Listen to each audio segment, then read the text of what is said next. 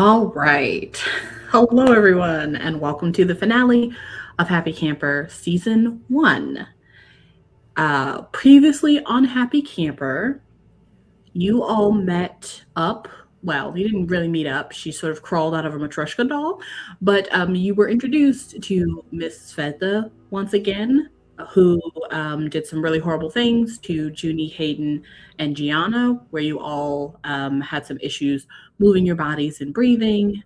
And she had a moment with Ebb while you two were in this strange liminal space where she offered you in a child's body. She offered you a type of candy that may or may not have been bone.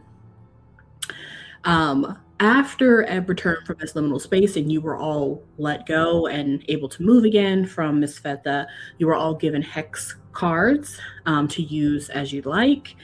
And you use those to defeat your enemies when you all made your way to the basement of the main office and fought Dr. Helmuth, a gem encrusted golem creature that you had never seen before, and two randos that were most likely with Dr. Helmuth in all of her planning. You also think that Melissa is somewhere on the grounds. You're not really sure where. You know that the wards have said that they are on their way, but you don't know when they are going to show up. However, it has been already quite some time. Although everyone has all evacuated at this point, other than the people who are trying to destroy the evidence on the island. And in the last-ditch effort to kill the gem golem, they, right before they died, they dislodged their arm, which was sharpened into a massive crystal spike, and in one devastating motion, skewered both Ebb and Juni against the basement wall. And then they burst into 1,000 hot, jeweled, and sharp pieces. Juni was able to use the last of her magic, and while she was still conscious, to shield Gia, and Gia was able to shield Juni from the pieces. And when the dust settled, you all realized that the cat had stolen the necklace that was imprisoning Dr. Helmuth, and it disappeared between the gate as Juni and Ebb fall into unconsciousness. And Gia and Hayden, you two are left to pick up the pieces.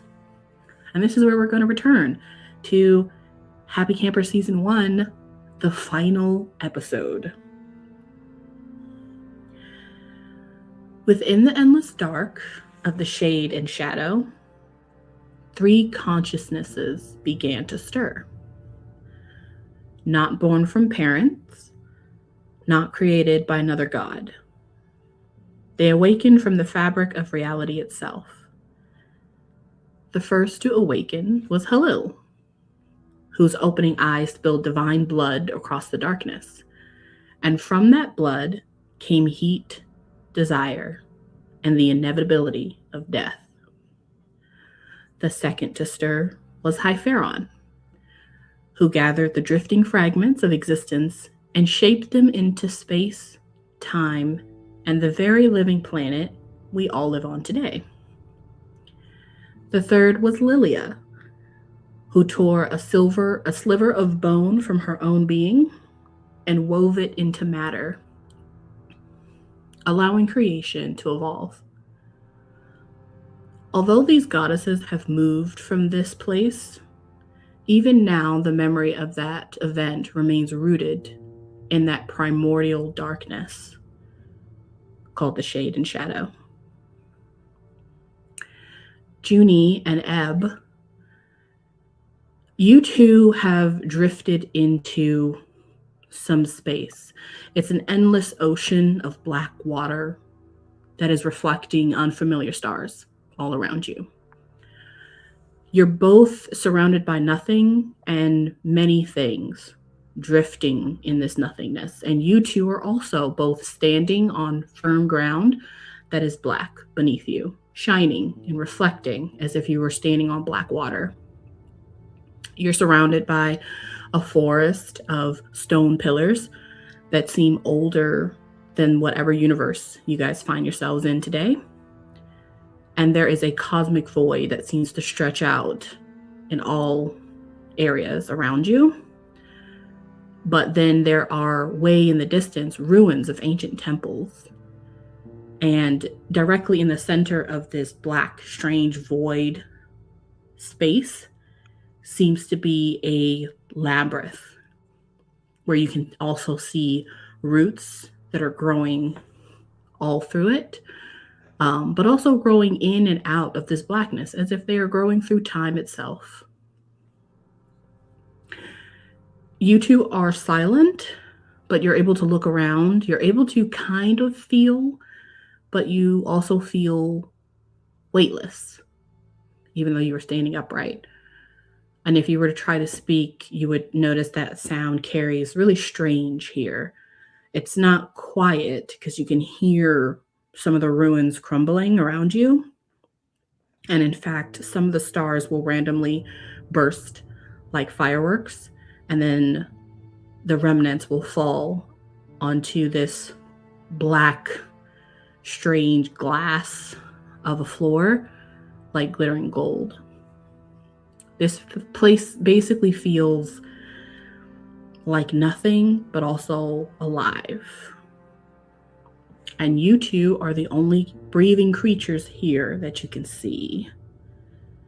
You are standing kind of next to each other, not close enough to touch, but I would say about 6 feet away or so from one another. Juni, are you dead?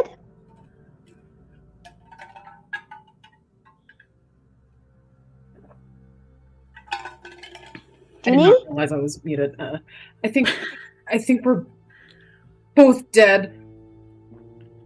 Cool. And she immediately moves closer to Ebb. When you move closer, you see Ebb slowly slide away. Not of her own volition. It's just the amount of space that's kept between you remains. Well, if we're both dead, then I guess I got nothing to lose. And she's gonna lift her hands up into the air and shoot all of her magic out to try and call out to her goddess sisters, because that's what she thinks they are now, and say, "Help! We need help! Stop the cat!" Wonderful. Is a little more serious, and as that space between them doesn't close, she just starts sprinting to try to get to Ebb. Okay. And she's not going to stop. So 2 things are going to happen simultaneously.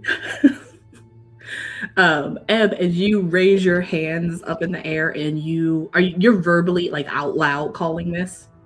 Oh yeah, this is sort of a weirdish kind of shadowy place, kind of like the place where I saw the other goddess who said that we're family now. So now I just think that they're my family, so I get to call on them like I would my brother or my mom when I'm in trouble. So they better come, because I'm calling as loudly and as far with my magic as it can reach in this space.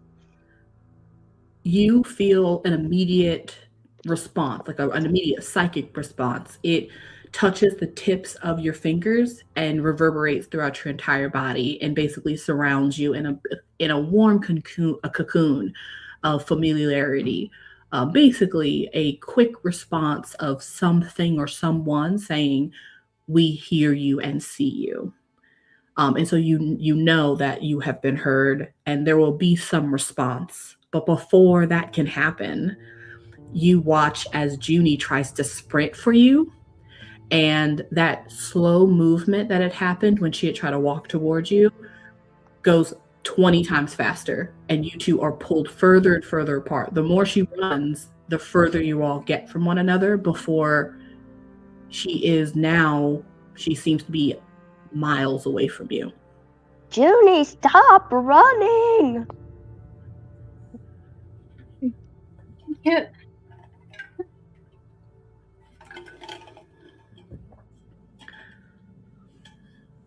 I think as she sees the distance, she finally stops, and pants, and puts her hands on her knees. You stop, exhausted, and as you kind of like stop to catch your breath and look down for a second and look back up, Ebb is gone. Oops. Oh, shush, I'm not there. No. We will come back to Juni and Ebb in a moment. Let's see what Hayden and Gianna have gotten up to as you two, in the dust that's clearing from this giant golem that exploded, you see Juni's hand fall to her side as she also passes out, and Ebb at this point has been quite passed out for some time. They are both bleeding heavily directly from their chests as this large object has been lodged into both of them and is pinning them to the wall. It is twice as big as like both of you. Like if you put both of your arms together and added another arm, it's that thick and even longer. It is going to take some considerable strength or maneuverability to get this thing out. But what are you all doing? I think kind of the first thing Gia will notice is Hayden doesn't even seem to process how large this spike is. He books it over and just immediately with his own bare hands is trying to pull it out of the wall. Gianna, you watch as Hayden does this desperately, and his hands get shredded. They're bleeding as he continues to try to grab it and pull it.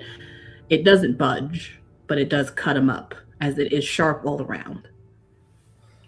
She's gonna like run over to him and grab his wrists and stop him. Like that.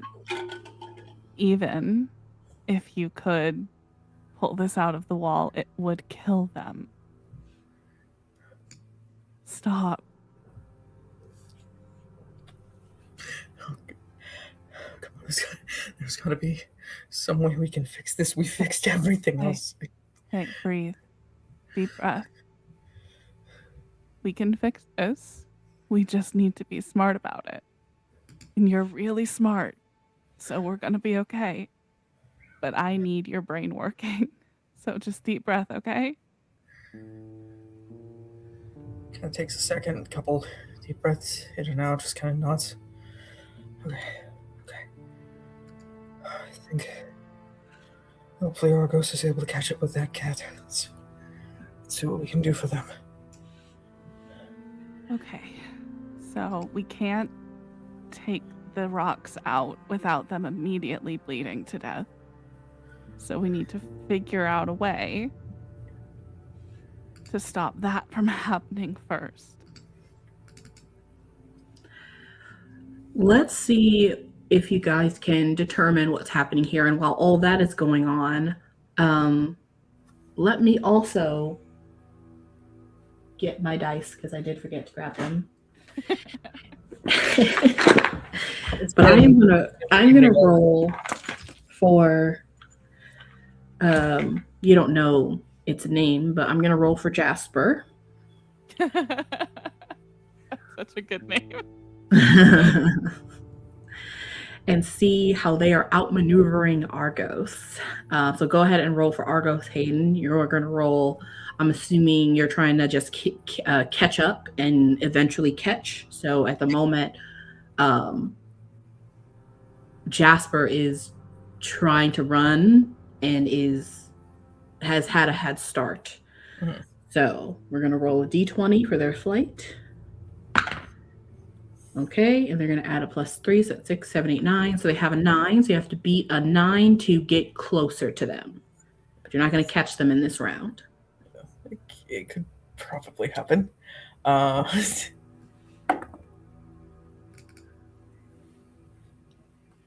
and I will go ahead and spend one adversity token to go and make that a 10.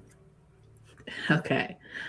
You guys don't see this, but outside, where the camp is pretty much dead, Jasper is whipping and weaving and going as fast as he can, dangling the little necklace in his hands, in his jaws, and he clearly has a direction in mind, like a place in mind. He is on his way. He's heading towards Dr. Helmuth's office, the one that's all the way at the bottom, at like the south side, on the other side of the forest. So it's a long way to go, but that is where he's going. And he already had a head start, so he is booking it. However, Argos is, as they kind of bust out and follow them, they finally get eyes on them, and they are in hot pursuit. So that is what's happening on the outside. You two on the inside, what do you want to roll to try to determine what you can do here?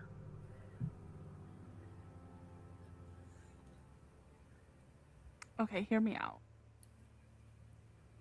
Gia knows how to fight people, and clearly she could kill people because she's killed Juni a couple times. Could I roll fight to know like what exactly these injuries could be, and try and reverse engineer what like magic could be done to fix it? Yeah, I'll allow that. Yeah. The gem golem, which who knew who the gem golem was? I can't remember who I said recognize or knows who he was. I think that was part of what Hayden's vision was. Okay. Who he was. Okay. So at the moment, I think only Hayden knows, unless you shared that. No, he did share that. Oh, you did share it. Okay. So Gianna, because you know who this was and you are familiar with Miss Angelique's her own, magical acumen, I'll say go ahead and roll a fight to kind of determine, and you can have a +3 to whatever you roll. Your DC is going to be a 10.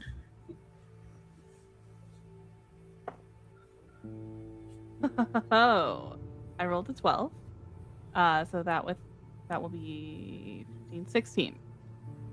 Okay. You tell me what you would do in your study of this gem to find out these two important parts. Number one, this is not, even though it looks like a solid like rock that's made that's like an actual gem, even though it does look exactly like a gem, it is organic. It's actually made of salt. Number one. And number two, this is a part of that creature's body. And so it is still an arm that is lodged there. And so therefore it probably has the same, if you could figure it out, it probably has the same molecular or biological properties of at this point, a dead arm.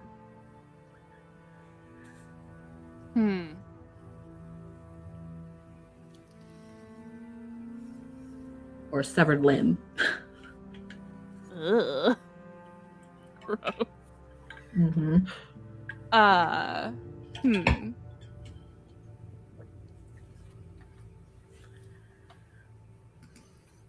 Okay, Hayden, hear me out. Open to anything at this point. What do you got? So it's a rock, but it's like a salt rock. It's organic. What if this is gonna be really weird? What if we just help them absorb it and rebuild their bodies with it?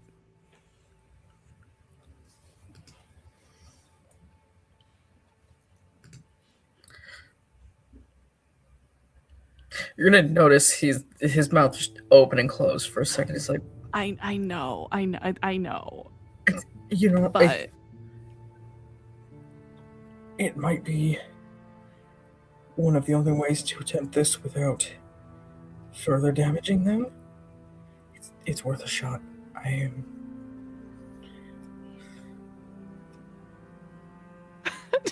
Gia just kind of like shrugs, like I that's what I got. Hayden, make a brains roll to see if there'd be any way, or even if this could possibly work based on your knowledge of magic, the properties of this severed arm from this golem. We'll say the DC is going to be a 12 to get really good information. A 5 will give you an inkling.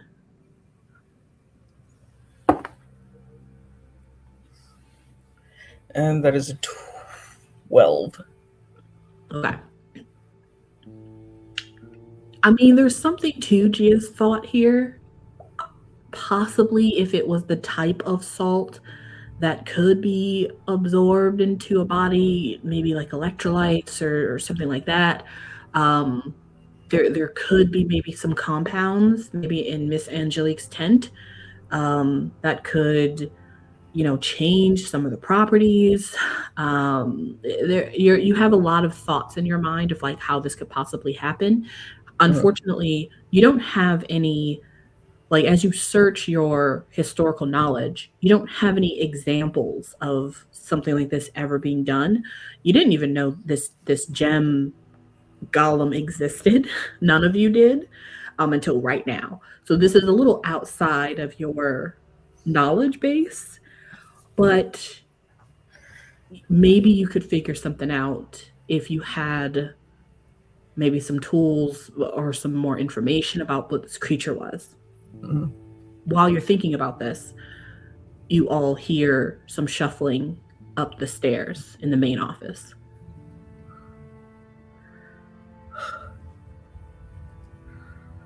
Okay.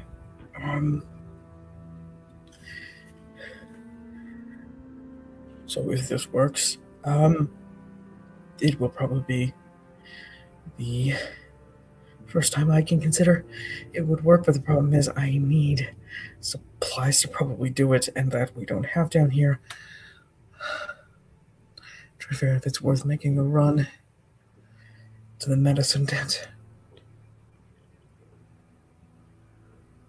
Up the stairs, you guys hear a voice calling down.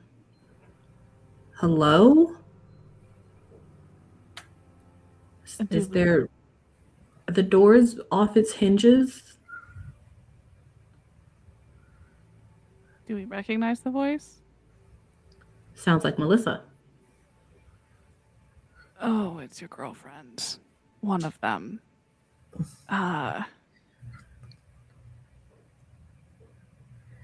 Okay. You have a friend on the other side. Use whatever the fuck power they gave you and see if you can get all 3 of you to the nurse's tent, and I'll run interference.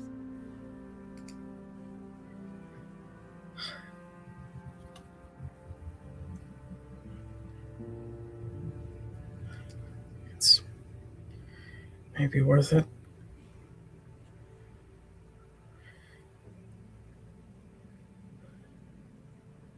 You got this. It'd be really helpful if you sounded even slightly more convinced. You totally got this. This is as enthusiastic as I get. I'm sorry. That's fair. That's fair. I have, like RBF, I have RBV. It's for my voice instead of my face.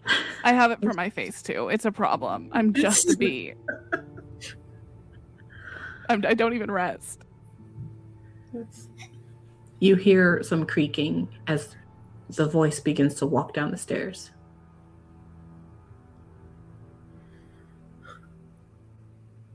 Gia just like pats Hayden on the shoulder, like, you got this, and goes to kind of like wait by the stairs to ambush Melissa. Yep. Yeah, he's the minute that happens, he's going to the stairs and hopes to kind of meet her halfway to keep her out of the basement. Okay. So you guys are, so one of you is going towards the bottom of the stairs, and what's the other person doing?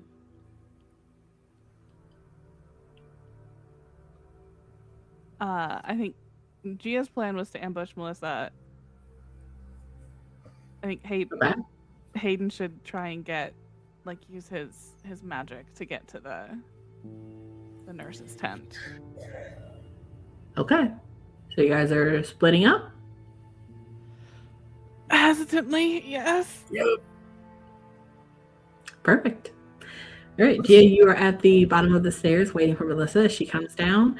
And Hayden, you want to slip out of where you guys came in, basically following the cat and Argos. Before we go over to see what Judy and Ebb are up to, I'll have Hayden, you go ahead and roll again for Argos.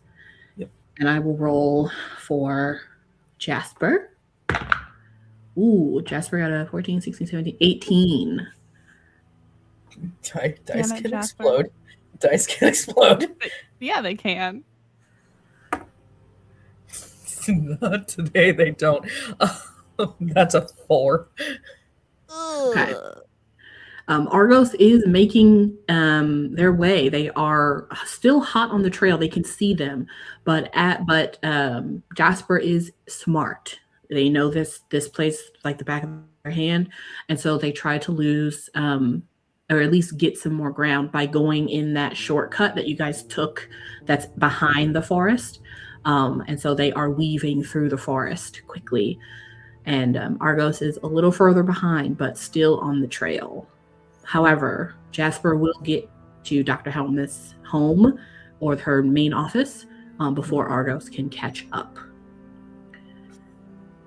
Back in the shade and shadow, let's look at Ebb. Ebb, in about a moment when you were calling out to Juni and you were telling her not to run and seeing that she was stopping, in between the moment of you looking over at her and telling her to stop and seeing her stop, your vision goes black for a moment, and then you are completely in a different space.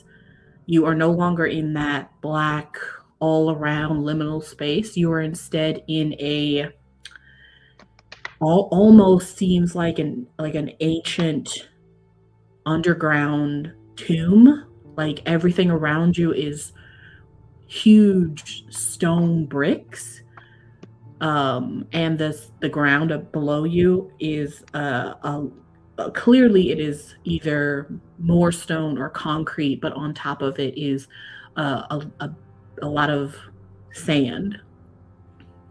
And you are looking in front of you. You are looking at what used to be a once beautiful temple. It is kind of pyramid shaped, but more blocky, made of clearly hand-cut stones. It is large, and you are standing on the stairs that kind of ascend into this temple. And above the opening, which it should be like just an opening that just is black on the inside. There is no door, but just above the opening is a symbol of a moon. And you kind of are simply there. You can feel from the space that's coming from the entrance that it is beckoning you to come forward. But you do not see Juni anymore. Well, sorry, Juni, but it seems like my sister's calling. I'll be right back, I promise! I yell out into the ether and then run for the door. You run for the door, go into the end, and as you pass the threshold, you go into this complete darkness, and the darkness once again, even though there's clearly probably no light, anytime your eye kind of comes in contact with things it should see, you simply can see it. It's as if something or someone is just giving you permission to walk in this space unfettered. really quickly, Junie, you do hear Ebb's voice. It kind of sounds like an echo coming from everywhere, and you just hear, "Sorry, I'll be back. I'm coming back. I did say Yeah. I'd come back. I'll come back." And it kind of echoes, but you don't see her. Yeah, that makes Junie just kind of break down and cry. And she Oh no. sits down and just like hugs her knees to her chest and is like, I want to be alone. Do I hear Ebb, that? Ebb, you don't know that's happening. So Oh. you go into this space, and inside is essentially a giant open room that has different corridors, and the different corridors have on the sides of them inset graves. So you are essentially walking into a huge temple that is essentially catacombs, but it's above ground. Cool. Along the sides of the walls and on the floor, there are different stone pillars, and on the pillars there are different like vases and other different types of artifacts that seem to be extremely old, have very, very weathered. It looks like this place has not been touched by another, at least a person from like the physical world in many, many, many, many years. However, you still feel that same welcoming voice, or not voice, but like that sound, that same welcoming vibe coming from one of the passages. So essentially, you'll get that same vibe as you follow it, and it'll take you down one passage, take you down another, until you eventually come to wherever it's taking you. And so that'll take, it takes both it seems to take a couple of minutes and no time at all, as time here doesn't really seem to make much sense. Neither do your steps. Even though you walk in one direction, it doesn't actually seem like you go anywhere. You simply take 2 steps and you're through one entryway. You take 2 more steps, even though it's clear that there's a long hallway, but it only takes you 2 steps to get to the end. It would be disorienting if for some reason you didn't think this is exactly how this space should be, and it's completely normal. Okay. As I'm walking, I'm gonna like call out to the, I don't know which goddess it is because I didn't pay attention to their names at all. But I was just gonna be like, hey, moon goddess lady, it seems like you haven't had any priests in here clean this up for a long time or use any of your cool magic items. I'm really good at using cool magic items. If you lend a bunch to me, I could like save the world and then like clean up your nice temple here and stuff. But first we gotta like stop the evil lady that's trying to like kill a bunch of kids. That'd be cool. That'd be super cool. I'm following you down this path though. Here we go.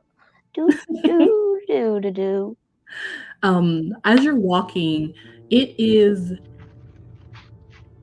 disturbingly quiet. There is not a drop of water or fresh air. It's clear that you're kind of going further and further into this temple made for the dead. And however, it does, every time when you talk out to no one in particular, but also to someone in particular, you feel as if you were being listened to. It's almost as if you just get an air of as if an adult were listening to every word you were saying and nodding, sort of like, okay, all right, good to know. That's the kind of feeling you get, even though you don't see anyone or come upon anyone as you walk. And you follow the different paths until you eventually come to your destination, which is another large chamber, but instead of catacombs that are all around the walls, instead in the center of this chamber is a giant stone sarcophagus. Ooh. And we will leave you there and go back to poor Juni, crying in the middle of this strange space all by herself. Juni, describe what your grandmother looks like. We'll say on your mother's side.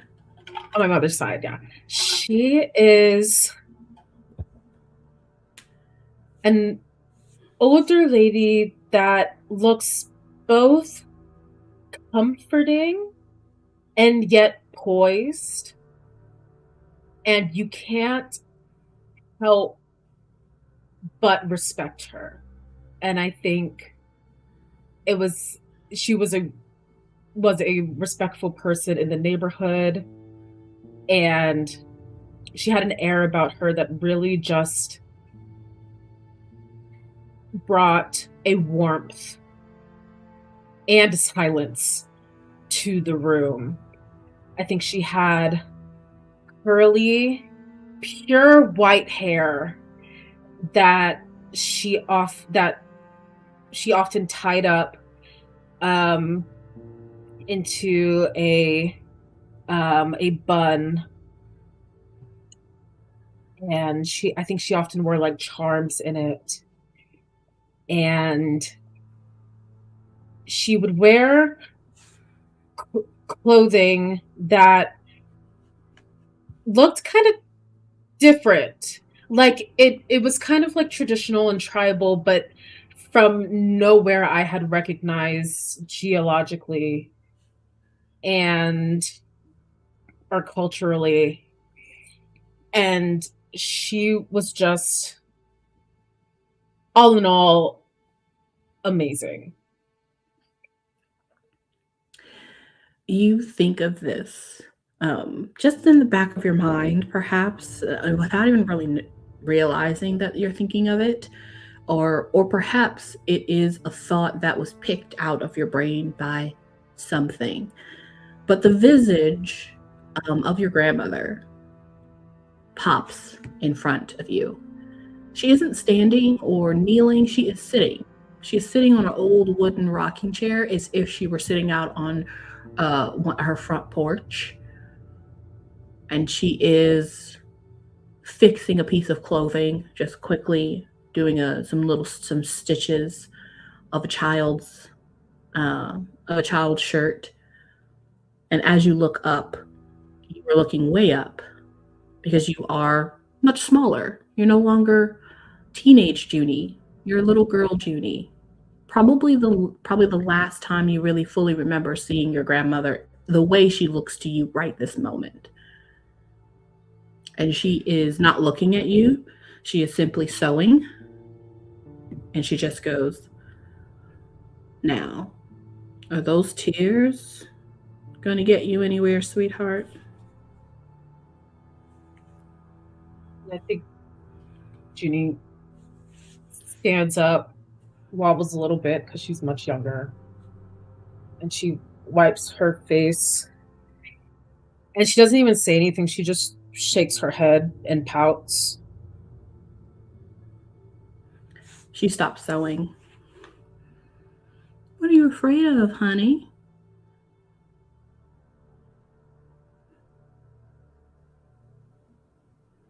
"It's all alone." She looks to the left and right of her. "I'm here. I've always been here." She puts her project to the side and opens her arms to you. "Come on." Kind of motioning for you to climb up on her lap. Juni immediately runs over and climbs into her lap and immediately just kind of like settles in. You feel the rocking motion of the chair. You feel her warmth as her arms envelop you. She kind of just begins to hum lightly. Something that perhaps from your memory, perhaps not from your memory, but something that you want to simply happen. But in this moment, it calms you. it makes you feel safe. And when you open your eyes again, you are standing now, but you are back to yourself. And your grandmother is still there, but she is standing in front of you now. She looks like you remember her, except she has this kind of ethereal glow, almost a neon purple kind of surrounding her. And as she smiles at you, it's an odd smile. It's a smile you don't remember her having. She also has eyes that look more like maybe your mother's than your grandmother's. But she's still inviting and warm. But you, at this moment, understand that this is not your actual grandmother, but a manifestation of something. But you do feel calm and a little bit more confident, even though this space at first confused and frightened you. Hello, child. Who are you? My name is Wither. And she kind of gives you a little tiny bow. I think you see Juni kind of go through a motion that's like, you know, half a step back and like trying to like stop her from doing so. What are you? Where am I? Where did Ebb go? Where are my friends? I assume she is on her own little adventure. That one seems to like to run into trouble quicker than she likes to think of the trouble following her out. What about you? What are you doing here? I don't know. I don't even know where here is. I was with my friends in a dank basement fighting adults, which no kid should ever do. And I remember this giant object just like hurtling toward me, and I remember the camp and she feels, and she's like trying to like desperately like grasp onto what she remembers. She's like, I remember dying twice by one of my best friends, mind you. I remember water. I remember a bunch of bobs. I remember having my first kiss, which was just like the 2003 version of Peter Pan, and that was cool.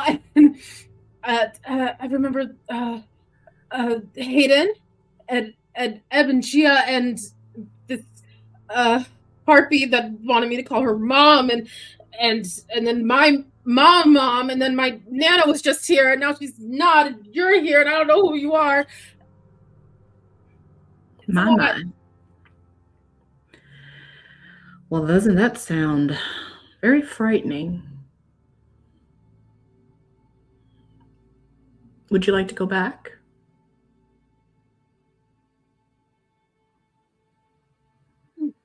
Yeah.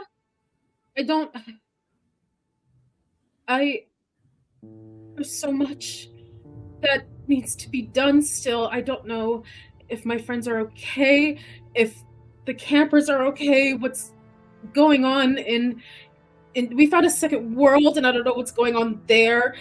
It's evil's afoot, and I feel like for some reason I'm one of the only people who can stop it. But what kind of a 13-and-a-half-year-old girl should not feel this kind of responsibility. She says nothing and just kind of lets you, rant, to kind of let you take it out. And she listens and watches you quietly. And then she just nods.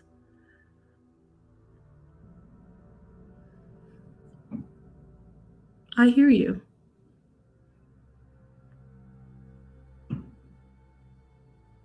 Do?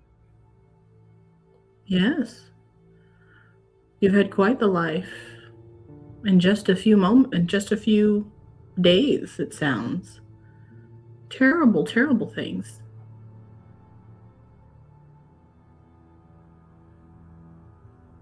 I don't understand why.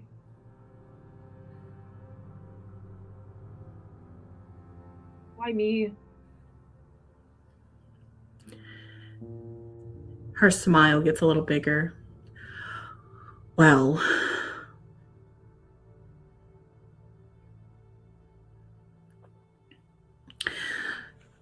this might be a lot for you to absorb right now, but this is my home. It's called the Shade and Shadow. We don't get many visitors. You are the first in a very long time. So it's very nice to meet you. Once again, my name is Wither. Your name is Juniper, correct? How do you know? Well, in this world, we all share not necessarily a consciousness, but we share memory. Because this is where memory comes to die and be reborn. So I know of all of our visitors. Although again, we've not had many. And unfortunately, I wasn't expecting anyone, so I don't have, water or some canapes, but hopefully I did not startle you too much. You seem to be in a state of upset.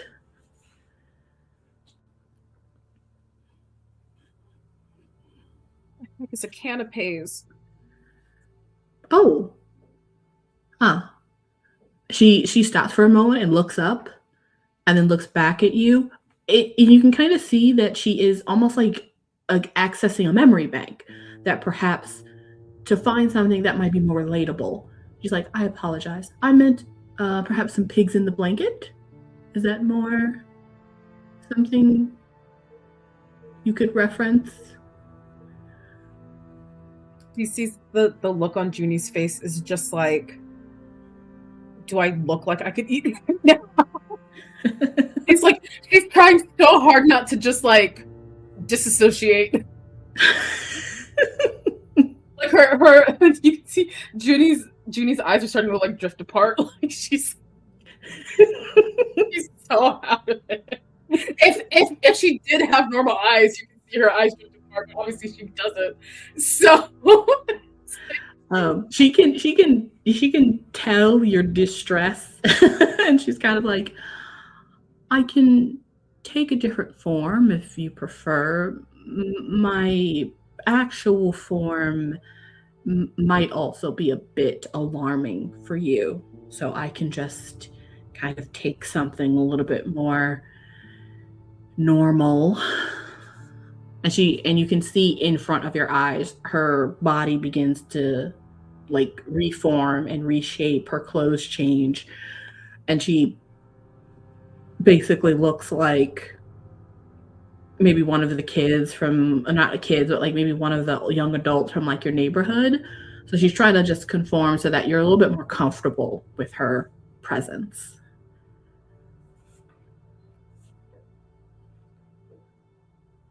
it's fine. I mean, it doesn't.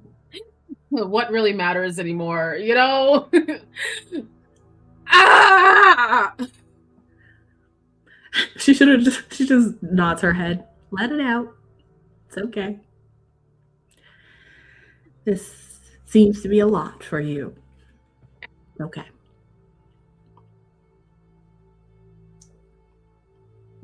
Good. I'm good. Continue. I don't know why you're here. I don't know what's going on in your world, but I can certainly show you the way out. And I can hope that you make it back to your loved ones. You mean you're gonna show me the way, and then I might just drift off into space and cease to exist for all of eternity? She's like, okay, you're getting a little existential right now, and I completely understand. But if existential, and she gestures to the stars in the void. Just try to remain grounded, right? There's not much I can do about the surrounding void and emptiness and darkness around you. I'm gonna throw up. She's rubbing your back. It's okay. Throw up. Okay. And there's no trash can here. Nope. I don't want to mess up the void. It doesn't splatter onto a ground, even though you are standing firmly on something. It just disappears into a void. Don't worry about that. That'll get cleaned up. How about we get you somewhere to just take a seat, maybe? Yeah. Okay. And she sort of starts to lead you away. And we will come back to Ebb and Juni, but let's see what Hayden and Gianna are up to. We'll start with Hayden. Hayden, you are outside or making your way outside, and you're going to Miss Angelique's shack or her tent. It was still up when you guys passed it a while ago. You can assume that it's still up. If you look outside, you can see the top of the tent. You don't know if they've cleared it out yet. You'll just have to get there. Yep. He's heading directly for that, find both supplies to bandage his hands as he's kind of coming out of that initial adrenaline haze to realize, oh, I'm bleeding. Yes. As well as anything he thinks will help with Gia's plan. Wonderful. You do get to Miss Angelique's place pretty quickly. It hasn't been completely left untouched. Clearly, Miss Angelique got there when they decided to clean out the place, or at least she sent someone to get the most important stuff. So there aren't any books, there are no files. A few odds and ends have been left that she didn't think were of importance. So you can go ahead and just make I'll say that you can make either a flight roll to just see how quickly you can rummage up stuff of interest. And depending on how high that is, you'll be able to gather that stuff and get back to Gianna before whatever happens with Gianna happens.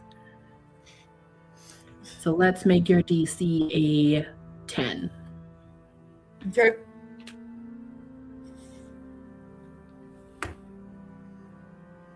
That just makes the 10.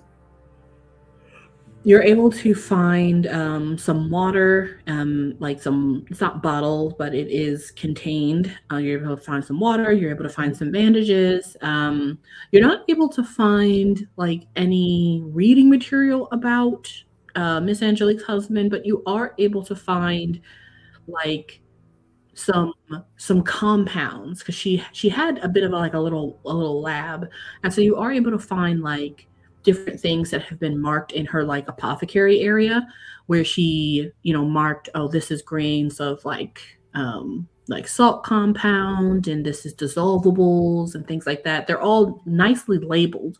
You're just gonna have to figure out what you can use based off of what she's labeled and what she has and what you think they are. But you can just grab all of them quickly, just kind of and run back and figure it out when you get back to Gia.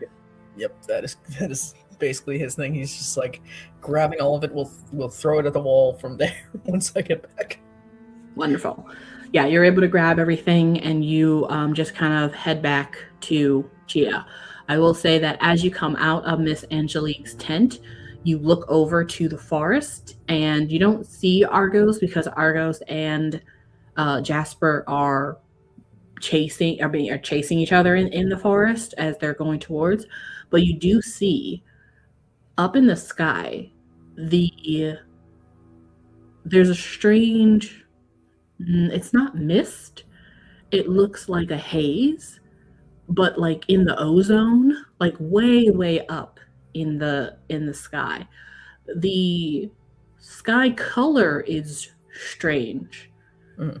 It's kind of almost pinkish. And it seems to be coming from like one direction.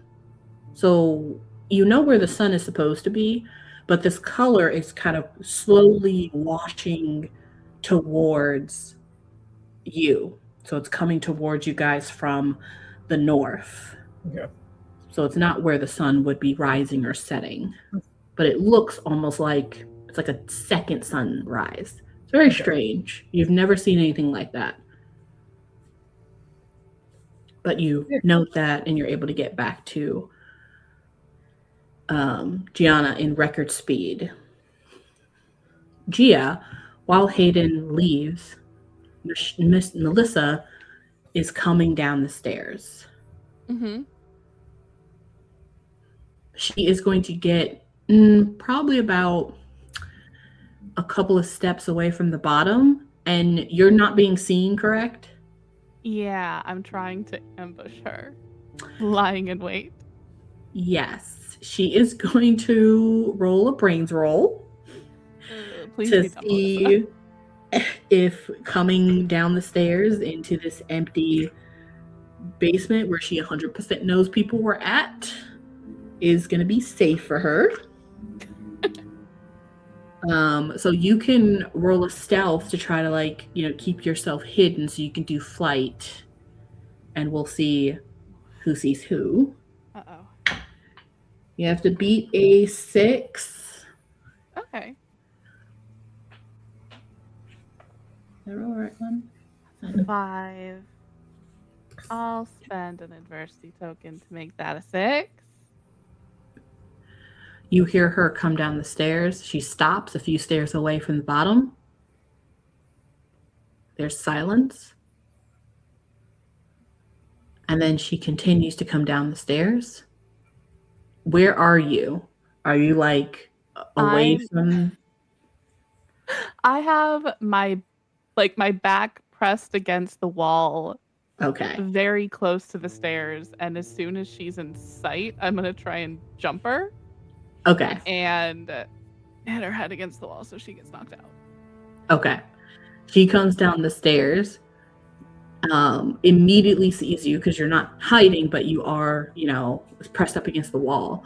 And she just kind of goes, and before she's able to react, go ahead and roll a fight roll to, like, or you can either do flight or fight. If you're doing fight, you're trying to hit her immediately. If you're doing flight, you're trying to, like, move faster than she is.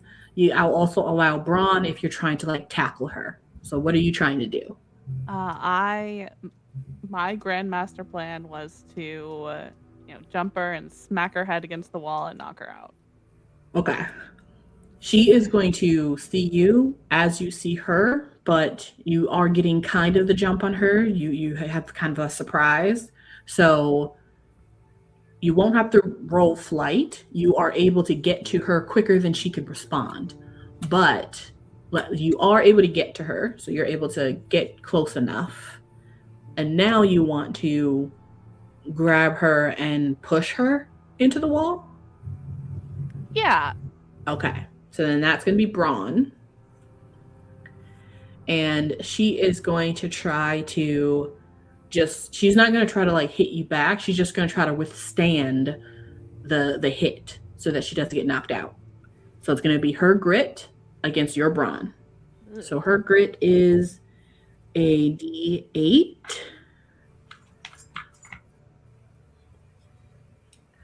All right. You have to beat a 3. Oh, hell yeah. 5. Yeah, before, as you, like, get close to her, she just goes, ah!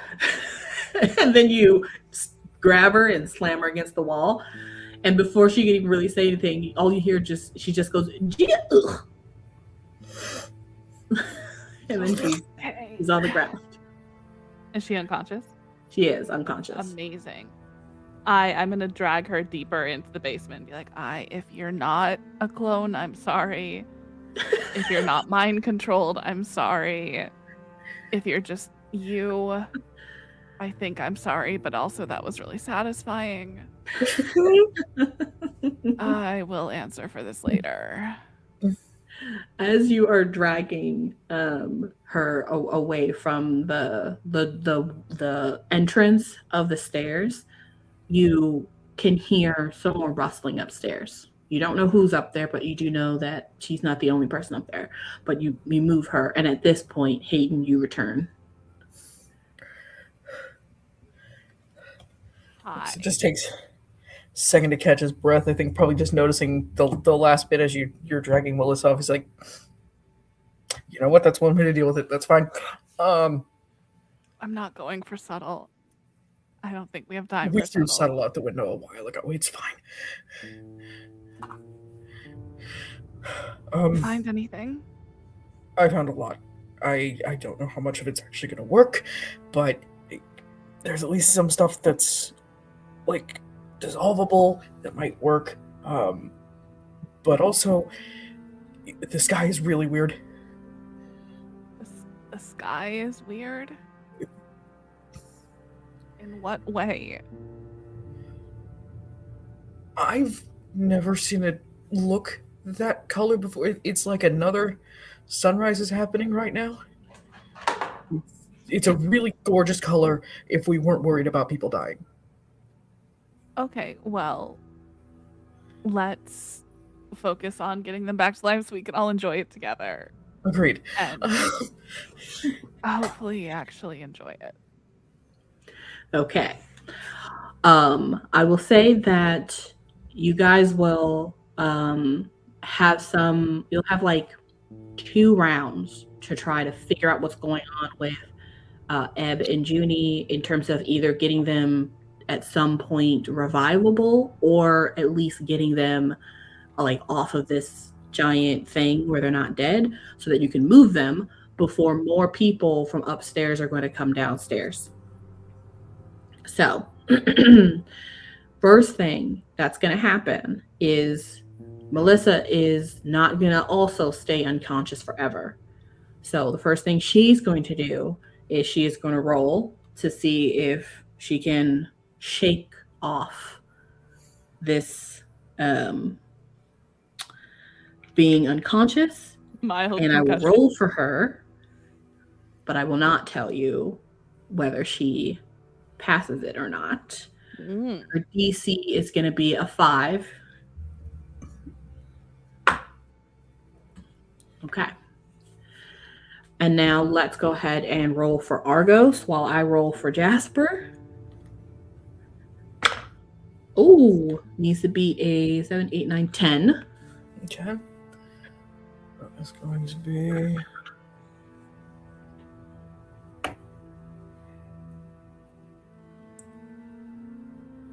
It just makes a 9. Argos watches as Jasper slips into what looks to be a open window on the second floor. He has no idea how they got up there, of the building that you guys are in where Dr. Helmuth has her office. But he just notices the tail kind of whip in as he goes inside. And so he'll have to either return to you or figure out how to get inside. Okay. So you can let him know what you'd like him to do.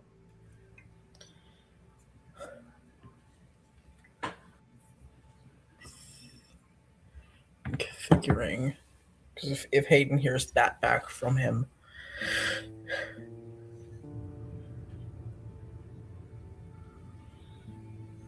he's still gonna push him to try and get in there. Okay, he understands his orders and he is going to try his best to figure out a way to get into Dr. Helmuth's office. Back where Ebb and Juni are still unconscious, what are you guys doing with all of this stuff. You can kind of both put everything on the ground and both just make brains rolls to try to see if you can figure out some concoction or something that will help you with whatever you're trying to do.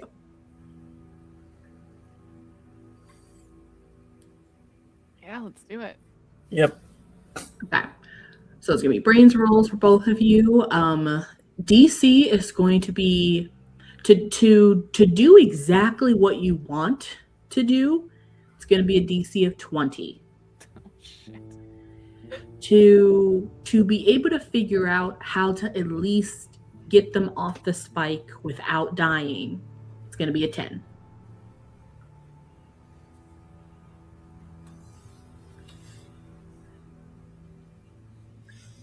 Dice can explode. That is an 8. I will spend 2 adversity tokens to make it a 10, which will explode it. And that's a 5. 15. 16. I have a +1 in brains. 16, okay. Did Hayden do any better? Well, that comes Please to do better. 17. I will spend 3 to get to that 20. Wow, okay. We Hell made yeah. it to the 20.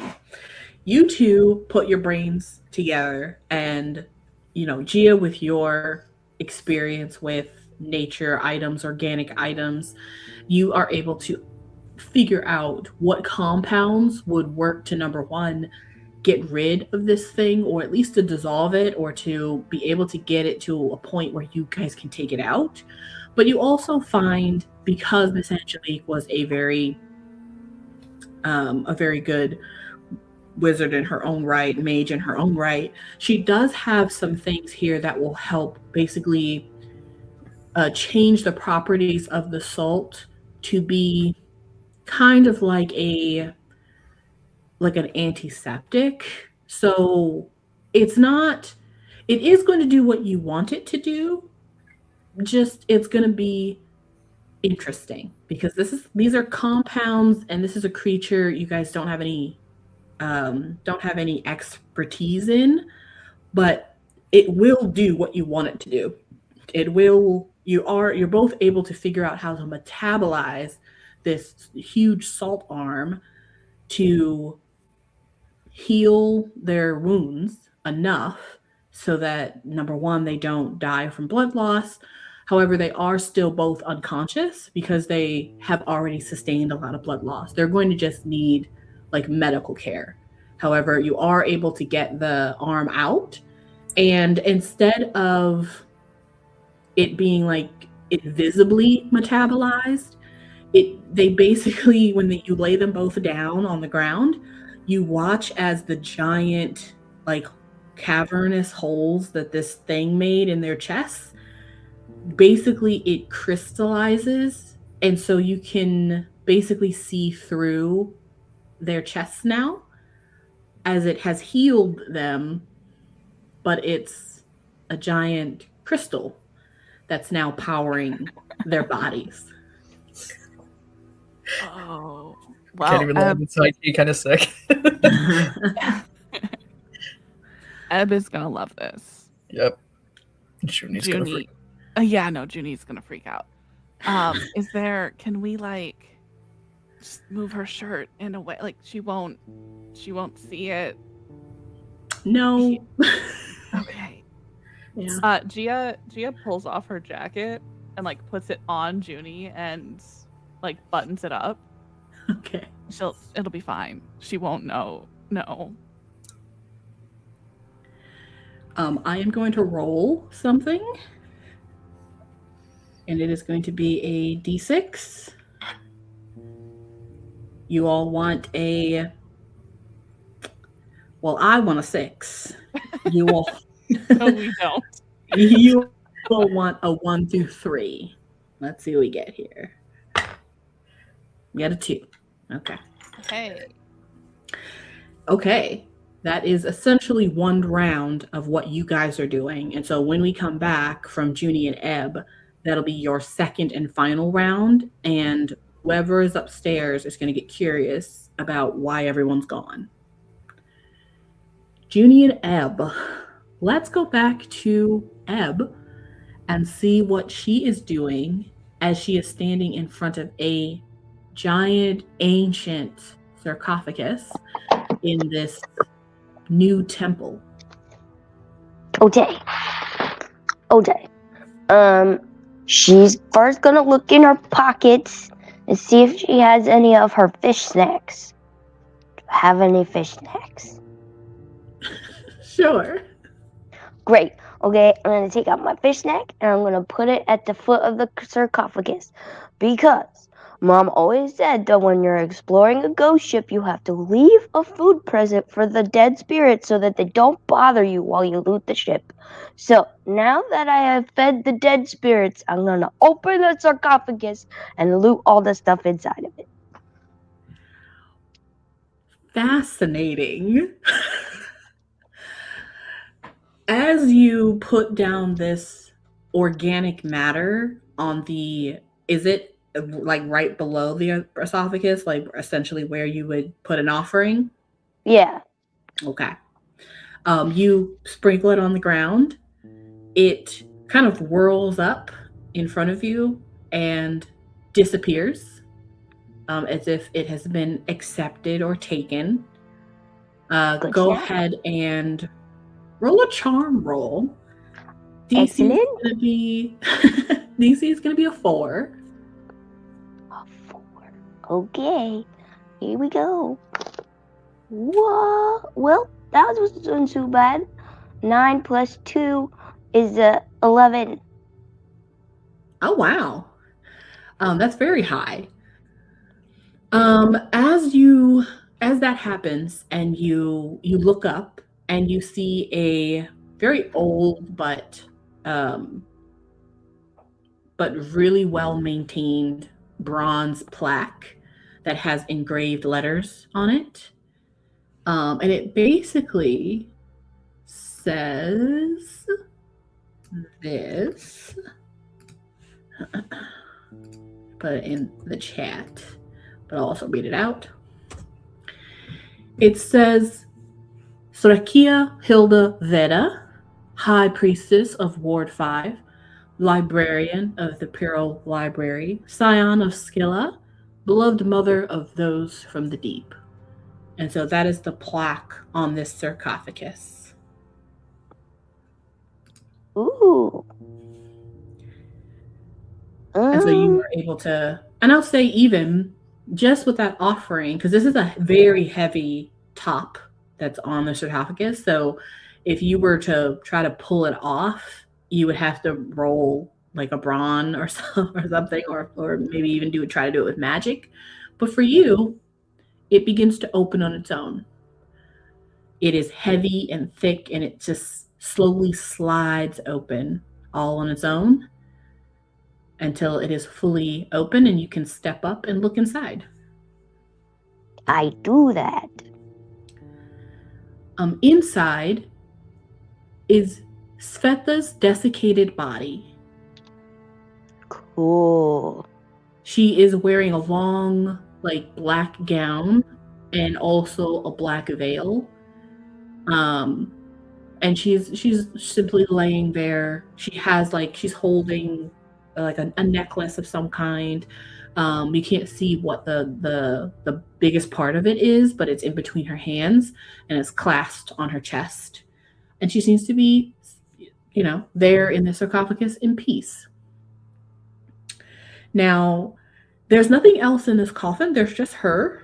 There's nothing else around her or anything like that. So there's no loot or anything. However, there's a lot of dust, and of course she is desiccated, but there are still you can still see exposed bone. Hello, Miss Veta. You looked better last time I saw you, but it seems like you were the last priestess, huh? Seems like you need a new one. I'll just be taking this necklace. Thank you so much, very much. Thank you. Okay, bye. I'm not going to try and take the necklace from her hands without breaking her. Okay. You You say that, and again, you get that feeling that someone is listening, and they are, the vibe you get is very much like a family, someone from your family listening to you. They're very like the way that you act and the way that you are is completely normal, and so they're just kind of like, okay, yeah, makes sense. However, when you try to grab the necklace, it does not budge from her hands. Well, okay, look. Now, Miss Feta, you know that you need a new priestess who can run around the world and stuff. I mean, you're not doing any running where you are right now. So, how about you give me the necklace and we will just, that the goddess led me here to get this thing so that we can stop the cat, so that we can, save the world and also like expose this really terrible lady, and I will definitely send her here for some torturing just for you. So come on, let me just have the necklace. You pulling it again, doesn't budge. You do All right. hear So we can break some fingers if you want. you do hear a light. You do hear her voice kind of ring out softly in this area as she kind of laughs. Well, what else am I supposed to do? And I'm gonna just try and rip it now. I'm not gonna be careful.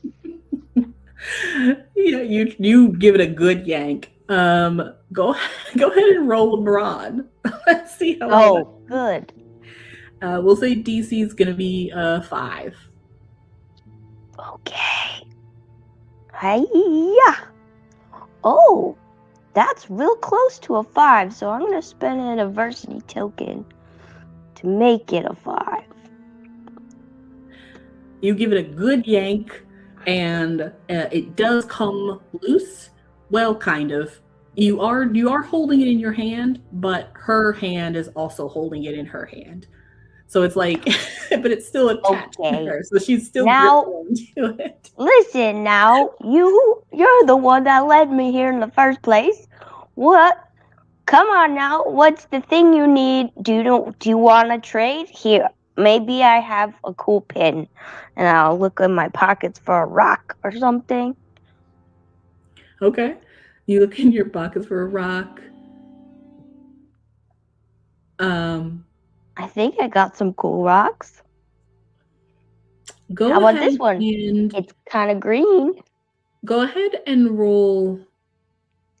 What do I want for this? I'm going to say brains, because I think you need to remember. Oh, no. But I'll say that DC should be short or small here, because she's trying to hint here. So we'll say, as you try to as you say that and you kind of look around in your pockets for something, one of her little fingers, like one of her bony fingers that's holding on to it, kind of just slowly opens, like it uncurls, and it's just there. And you have a strange feeling, like it kind of reminds you of the bone candy you had before. Holy shit. Holy shit. Oh, okay. 8, 9, 10, 11, 12, 13. I got a 13. Wow, Ebb is on fire in this place. He likes it. It's really dark. giving you a whole story. It's dark and cool and weird. You need to eat. You need to eat something from her, like a bone. Oh, okay. Excuse me while I just eat the finger she pointed with. Yep. You chomp it off. Crunch, crunch, crunch. Tastes like chalk. And her hand flops down to the ground, and you're holding it.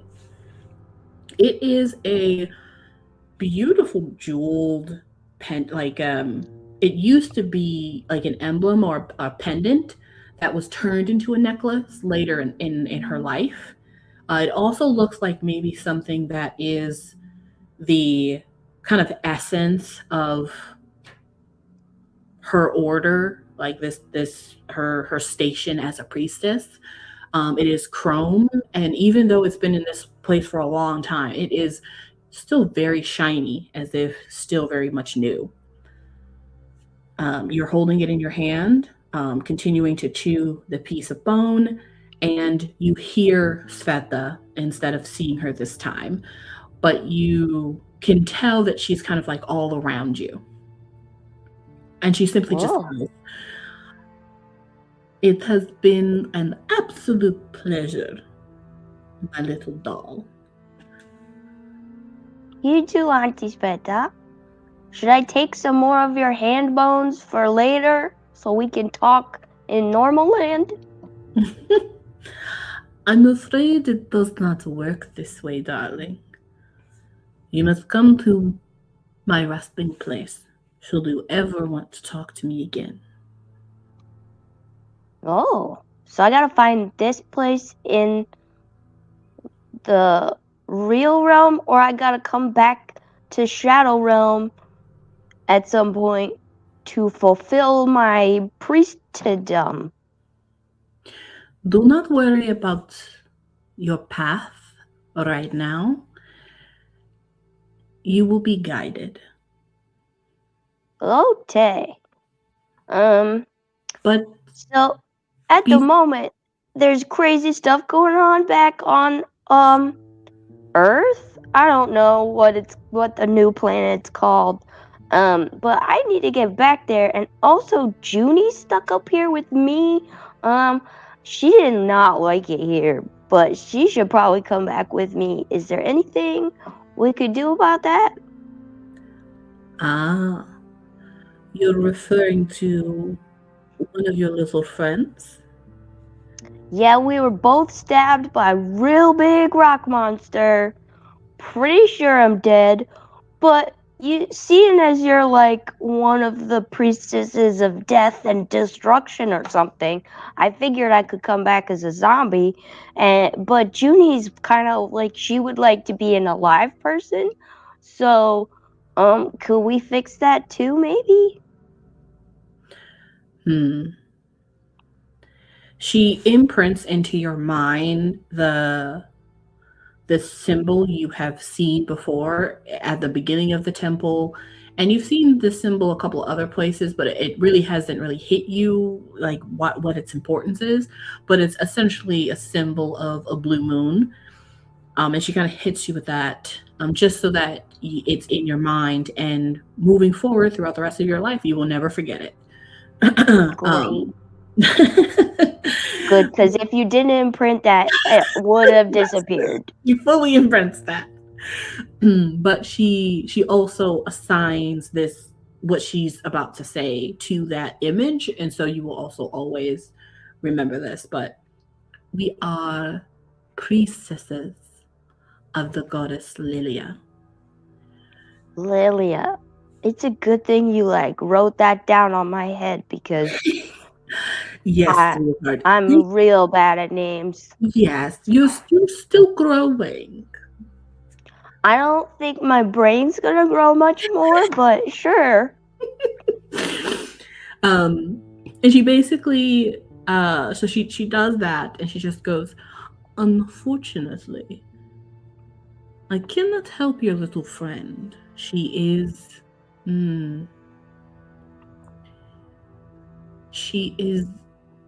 one among the stars." Oh, she's got a different goddess that she's like chilling with? Exactly. That's cool. I think Judy could charm a goddess. Especially one that's like alive and like likes life and stuff. You know? I think she could do that. She's like real cute and bubbly and stuff. Disgusting. I know, right? It's a good thing she does it though, because I can't do it. And like normal people like really need you to be like nice. I don't get it. Yes, it's very interesting that you're branching out to new friends, I suppose. But that one should you leave my domain and find her, perhaps you could return with her. Yes. But you must be very careful. Lilia and the one from the stars are not on good terms. Aren't they like sisters or something? Oh, yes. Family. Oh, good. Well, then they'll work it out eventually. Me and my brother fight all the time, but we always end up, cool. By the way, I haven't seen him in a long time. I think he got home. Did he get home? I believe your mother has been on the trail. Oh, good. Okay, he'll be fine then. She's gonna be mad, but she'll find him. She is well versed in the ways of our goddess. Oh, is she a priestess too? No. She is simply in the know. Is that because we live on a different planet from you? Sort of. I suppose it is a different planet. It's a different realm altogether. But also shared by the water. Oh, that makes sense then. Water is good for portals, so that makes sense. Exactly. And you can't see anything, but you can kind of feel that someone is petting your head. Auntie Sveta, we gotta stop that cat. I'm afraid I can no longer help you in your world. I must rest here.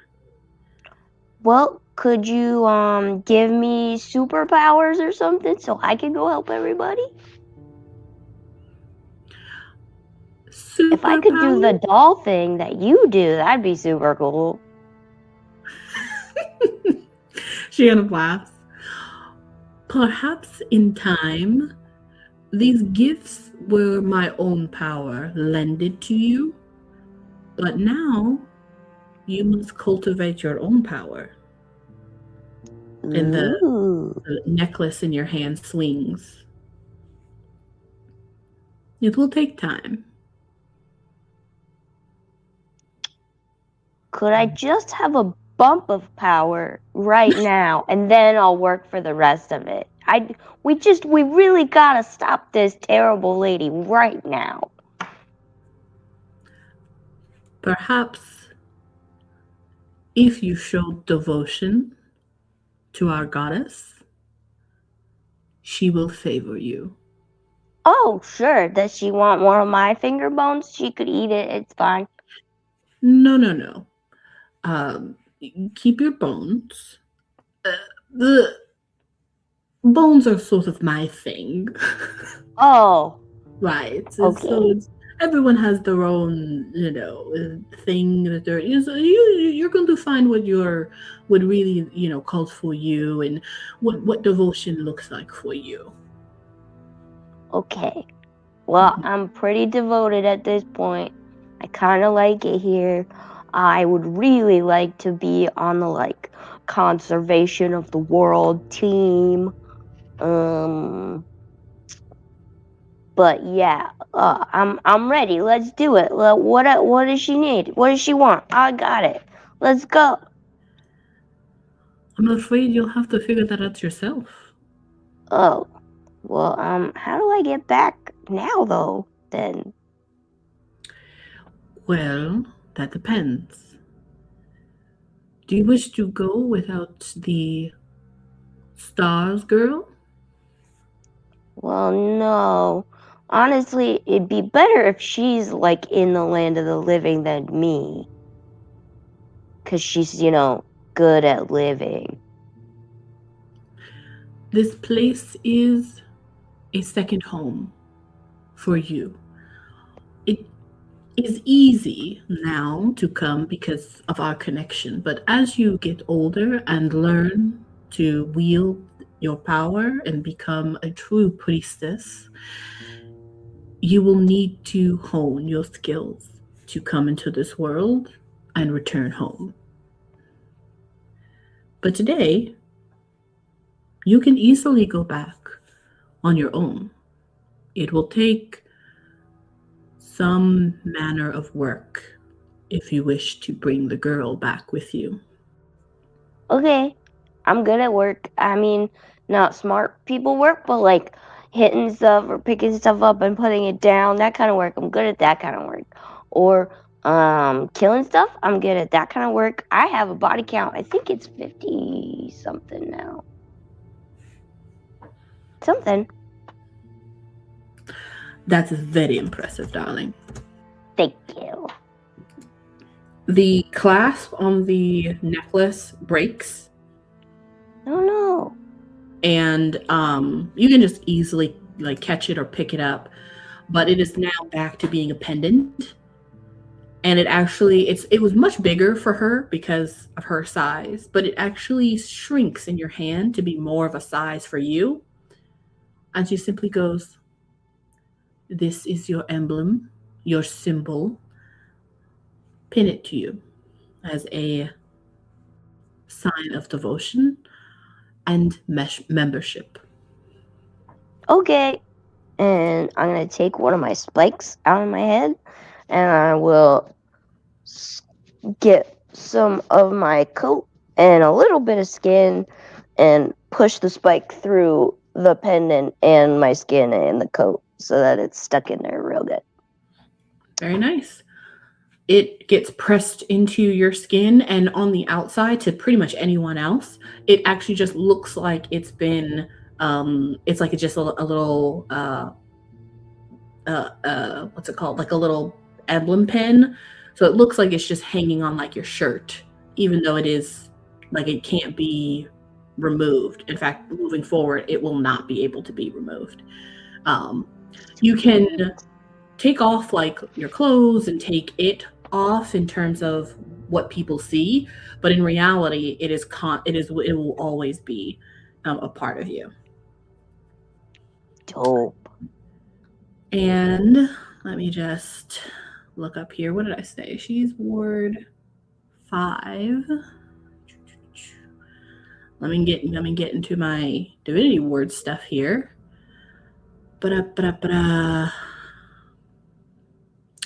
Okay, so as you do that, you feel that basically a thin, translucent cosmic veil covers your eyes, and a robe comes out of nowhere. It kind of gets created, and it covers your body. It is a dark indigo, and it is kind of embroidered with silver star maps on the outside, and there's a spiraling galaxy that in the right light kind of moves as you shift.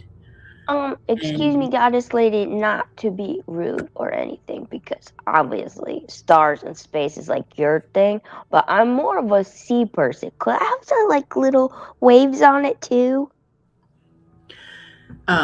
She looks at you. It is however you'd like. These are the clothes of the Ward 5. I didn't keep them myself. It wasn't my aesthetic. Okay, hold on, I'll fix it. And I'm gonna like think really hard and try and change the like star patterns into wave like charts, like tide charts instead. And yeah, use my magic on it. You now have a badass cloak. Yeah.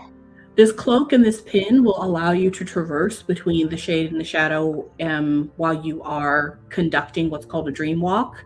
You are going to be able to do this with your connection to Sveta, but that will diminish over time as you step into your own personal role.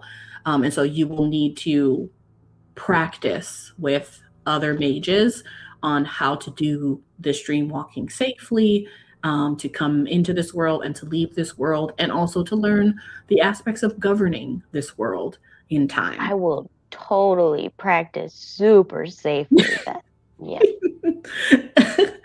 She goes, mm-hmm, I'm sure you will. As she crosses her fingers behind her back.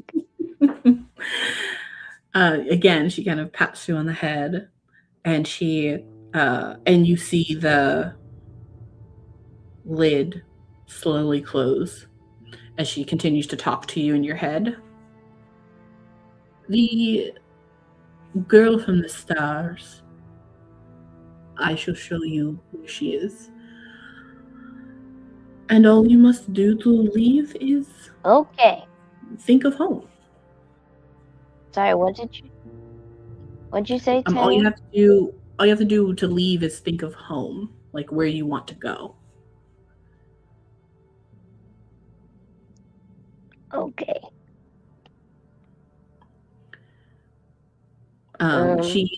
The casket closes on the esophagus, and the light begins to dim in this room as you are whisked away to another part of this liminal space. Juni, you have been sitting in something very similar to what you were looking at when you were in Charles's home at the bottom of the sea, except for this is a little wooden cottage that looks like it should be on like soil and grass, but instead it is simply in a empty space. But it's a cute little stone hut, and Wither has been, so she kind of makes you a cup of tea, gets you some water. She makes you pigs in the blanket. She kind of puts a warm blanket around you that clearly she has crocheted herself, although you don't know what the wool is, because it doesn't feel like sheep's wool. And she sort of just allows you to take some time to acclimate to this place. You guys are together for a while. Is there anything other than sort of like acclimating and having some tea that you would want to do? Because she will not push you. She will simply sit in silence, or just let you talk if you want to, or answer questions if you have any. But she'll just let you kind of be in your own space if you want it. Yeah, I think Juni definitely takes a minute. She does see the resemblance to Charles's place, and she does ask. She's like, "Do you know anyone named Charles?" No, I don't think so. She kind of looks up and kind of thinks, I don't think I know a Charles. Kind of blue skin, kind of wears like teal and blue and like purpley outfits, really obsessed with sweets, has a million teacups. Oh, she kind of laughs. Oh, Amir. Yes. Oh my goodness. He makes the best sweets. When we get together, I don't even bring any because he always has a ridiculous amount prepared. They're delicious. So he's also a liar. See, I knew not to trust him. See, here's what happened. And from there, Juni starts to recall everything that's happened as she's kind of like jumping time points of everything that happened since she got to camp. And she's like, and yeah, so I beat him up, right? Because he turned my friend into a zombie. And then blah, blah, blah, blah, blah, blah, facility, blah, blah, blah, blah. Giant thing underwater said I was going to save the smaller ones. So that's on my list of things to do. Blah, blah, blah, blah, blah. Called her mom, she's not my mom. Blah, blah, blah, blah, blah, Bob, blah, blah, blah. And continues on until she tells everything. And she's just like, but there's still so much to do. And so I have so many questions, and yet I don't know what to ask. And I don't know why my eyes are galaxy. And and She's so just on and been so sitting forth. there this whole time, just absolutely slowly sipping tea. Just, ow. Am I gonna just listen, just absolutely absorbing everything without saying anything unless you ask for her response. She goes, "Oh, wow, that." And it's been 2 weeks. I've lost track of time. Well, luckily there's no time here, so.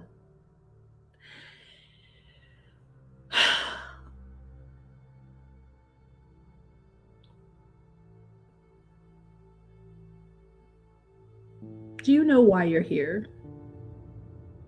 I mean, in this place, other than, I don't know, wherever you expected to go? I mean, I guess I didn't expect it to look like this. What? Like, a galaxy and a void with a bunch of ruins around it, but it seems like you can never reach as far you run. And Ah, you mean whatever is after death?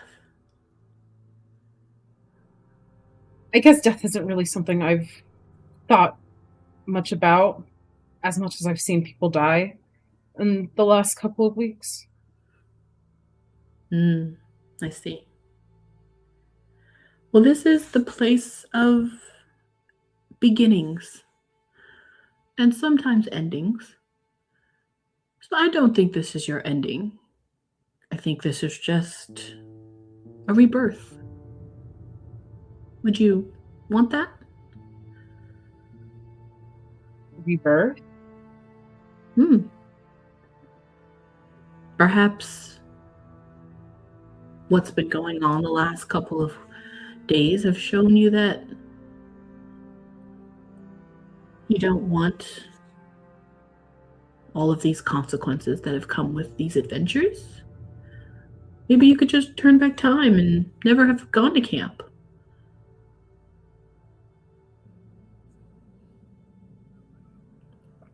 You see that she thinks for a moment, but she takes her head and she's like, I can't undo the things I've seen. And although there are things, if I could, I would change, wouldn't want to erase all of this. I found out as many questions as I have. I found out more about myself than I ever have. I've become more confident in my abilities. I've met amazing friends who still need to know what these tiny little sponges you get from the dollar store are. What? No, continue. And I got my first crush. Saw amazing creatures. I wouldn't change it for the world. But you can't help but feel like there are things I still need to do. And so I can't die. Not yet. She slowly nods. I understand. She takes a sip of her tea. Well, then we had better get you back to your friends, I think. And before she moves, you hear it's almost like a bell from like a grocery store that lets you know that someone is coming into the store. You kind of hear that, but it's heavily echoed as if it's coming from somewhere else. As she kind of looks up at her door. Looks like we have a visitor. Ebb, you arrive in front of a little tiny cottage. Very cute. Kind of reminds you of Charles's place, only it's in this strange black void place. There is smoke coming up from the chimney. You can smell really strange smell. It smells kind of like meat, but also flour. You're not really sure what's going on in there in terms of food. But you also smell like black tea and herbs. And you can tell that on the other side of the door, this is where you were meant to be. So, we found the place. Okay. Well, this is a different goddess than my goddess, so I shall probably be polite. Okay, I'm gonna knock on the door. Knock, knock, knock, knock, knock, knock, knock. Hello? Junie, you hear that exactly. And Wither doesn't move. She just goes, "Would you get that for me, dear?" Junie, recognizing Ebb's voice, immediately runs to the door and out it and almost tackles her. Junie, you found your goddess lady. My who? What? Your goddess lady. You found the one that you're supposed to be attuned with or whatever. Hello, goddess lady. Nice to meet you. I'm sorry you're fighting with your sister. I look at Wither with confusion. Great confusion. From the door, you both look at where Wither is sitting, and Ebb, you speak to her, and Junie, you see the same thing you've seen this entire time. This woman who has changed her look to kind of look more like, maybe just someone from your neighborhood so that you're a little bit more comfortable, but still has the continence of like a grandmother. But as she has been drinking tea, Ebb, that is not what you see. You do still see this person you're seeing may be feminine. It's a bit androgynous, honestly, but she is much more, you would consider her more like this, like unique in terms of her features. She has long brown curly hair, but the hair is stringy and it's tied, or not tied, but like twisted together in kind of flat twists and then there are some knots. She is tall, even though she's sitting on the chair. She is towering over this little table because she's very tall and thin, and she has big, huge eyes that you can clearly see are black, but where you can see the stars swimming in it. Wow. Cool warrior goddess look. Dope. Junie could use some of that.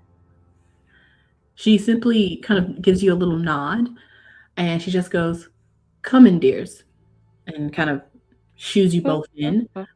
She gets up and takes some pigs in the blankets out of the oven and sets those on the table for you guys to eat. Yes. Snacks. Junie, did you get your cool robe yet? Look at my cool robe. And look, it swishes like this. Okay. If I do the sleeves are really big. Really glad you're doing okay. There's a lot going on. This is Wither. Hi. Nice That's to meet you, kind Miss of- Goddess Lady. Okay, sounds like you know more than I do. She smiles at you, Ebb. She's like, "That's very kind. I am not a goddess, but I understand how that could be confusing as we are in this space, and this is the space of goddesses. I am, Oh, like your auntie, a priestess." High Perfect. Priestess. Yes. Got it. Cool. She's like Auntie Sveta. She's gonna teach you really cool stuff, and you're gonna be super powerful. It's awesome. Also, these are delicious. Juni gets weak knees and she's already sitting down. Thank you. Come on, Juni, we gotta survive death.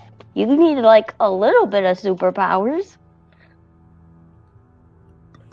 She sits back down and kind of looks over at Juni and then looks at you, Ebb. This might be a bit overwhelming for Juni, but she then kind of explains a little bit more simpler than you got, Ebb, in terms of how you understand priestesses and how they work in this world. She kind of makes it a little bit more simpler for you, Juni, to just kind of say that she is devoted to a goddess, and because of her devotion, she is gifted with continuing to usher people through this world and in her afterlife. So she is dead. Yeah.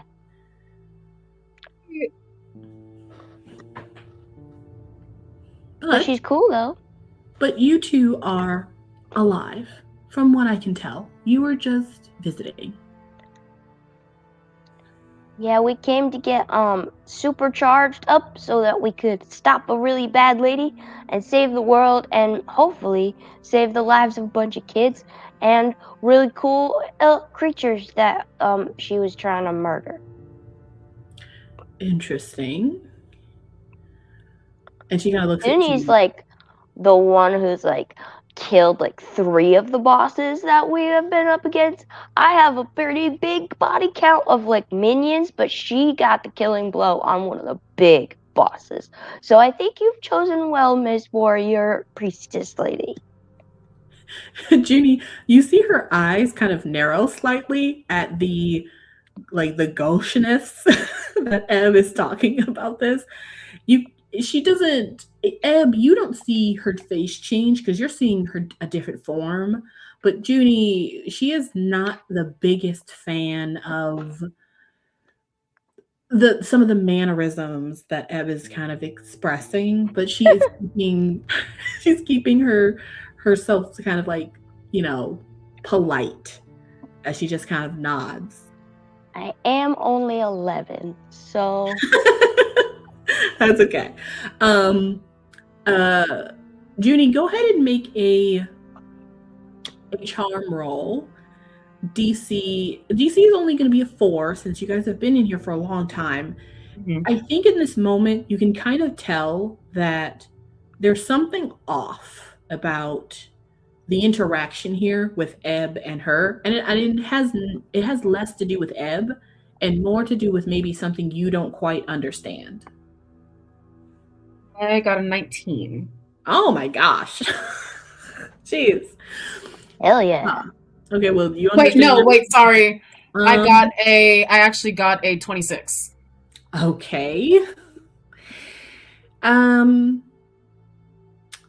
going to say that I think in this moment it clicks that you are seeing out of your own eyes, and maybe you hadn't even noticed it until now, that there are very distinct energies, like as if you could read, color auras. There are very different energies coming from Wither, yourself, and Ebb.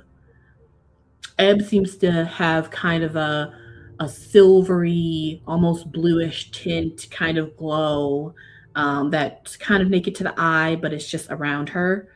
Wither has more of like a purple at the edges, kind of like more dark in the middle kind of glow. And you kind of have something similar, except there's like a tinge of blue. And you can also, I think at this moment, as you kind of look back and forth between Ebb and Wither, and then Wither and Ebb, and you kind of you feel the tension that Ebb does not know is there. She doesn't know what's happening, but you can kind of feel that there's a weird tension here. It's not necessarily about the people, but these energies are like repelling one another. Gotcha. She turns to Ebb and she's like, can you do me a favor? Uh-huh. I need to talk to Miss High Priestess Wither. Wither is fine. My title is unimportant. I feel like it is, but I respect that. Do you mind waiting on the porch? Yeah. That's fine. Can you just like go fast because like we gotta get back to Hayden and Gia because we don't know if they're there by themselves or if there's like a whole army coming after them. And I think we gotta get back there fast. So like do your whole Super Saiyan power up devotion thing, and I'll wait for you right outside, and then we can teleport back. Yeah. Okay. Okay. I'm gonna take this plate of pigs in a blanket though because they're really good. Okay, bye. And I'm gonna sit on the porch and eat a bunch of pigs on a blanket and then stuff some more in my pockets. Wonderful. The, like hem of the sleeves are all like sticky now. You are enjoying those fresh from the oven on the porch. She just kind of lets you take those as you go and sit down. And Juni, Wither kind of looks over at you. And some tension. Tension? Oh. Yes. They are a interesting bunch. She kind of is referring to like Ebb and Sveta. I have no quarrel with them, of course, but the goddesses will be goddesses. Understood. I really don't know how much time we have, but I want to say that I'm not here looking for any sort of power up or, begging for something. I don't even know what. Well, I guess I kind of do know what goddess I'm connected to, but all I know is that I just want to, at the very least, if I don't know what's going on with my body out there, I at the very least want to help my friends and be able to say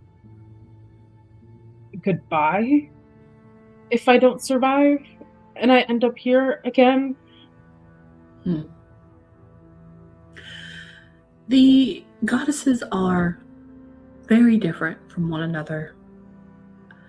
Extremely so, in many ways. They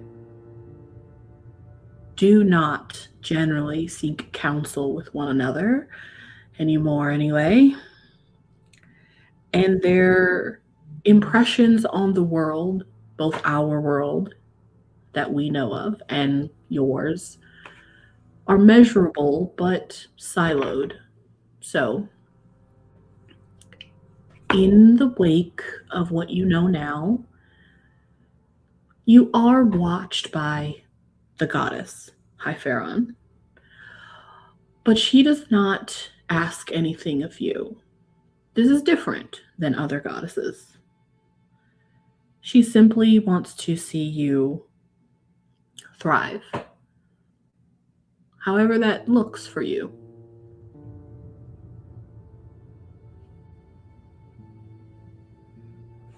So if you wish to leave here and never return, you may do that. If you wish to ask for a favor, you may do that. If you wish to trade, you may do that. The choice is yours. Trade what? Generally, some sort of devotion is most common. A gift or sacrifice of some kind in service of a goddess is generally a way to win favor. Within the realm of whatever you would like to give. She is not one like the goddess of the moon, who they have some real strange habits over there. I don't even want to talk about them, to be honest.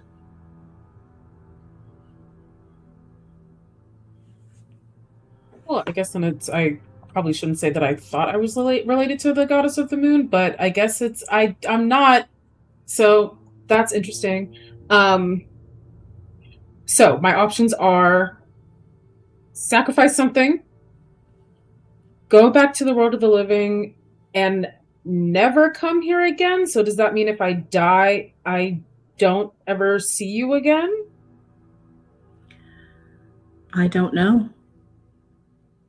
We have not had visitors here for, well, there's no amount of time I could tell you. And this second option? If you are interested, and this is of no way an ask of you, if this is not something you are wanting to consider, a lot has happened. But I could provide you with a kind of sponsorship. And through that sponsorship, you might wield some of this power.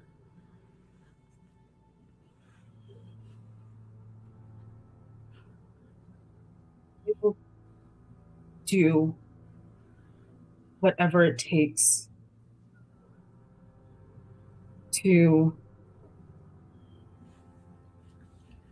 save my friends and bring justice upon those who were wronged, whatever that may be. That is my answer. She smiles and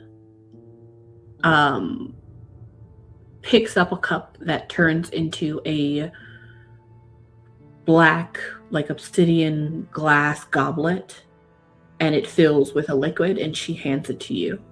The liquid is also black, except for there are specks that are not floating in it, but they almost look like white pepper that are kind of like moving in the liquid. And it's like the viscous liquid. And she also produces another cup exactly like it that she puts in front of herself. And she lifts it. Then let us toast. And she lifts her glass to yours. Juni picks it up with both hands and clinks her goblet. Hesitantly looks at it deep breath. She says, "To Hypharon," and she is motioning for you to say the same. To Hypharon. And she drinks. Juni shuts her eyes real tight and just tries to gulp it all down. And as she's doing so, she's wishing, as she's always done.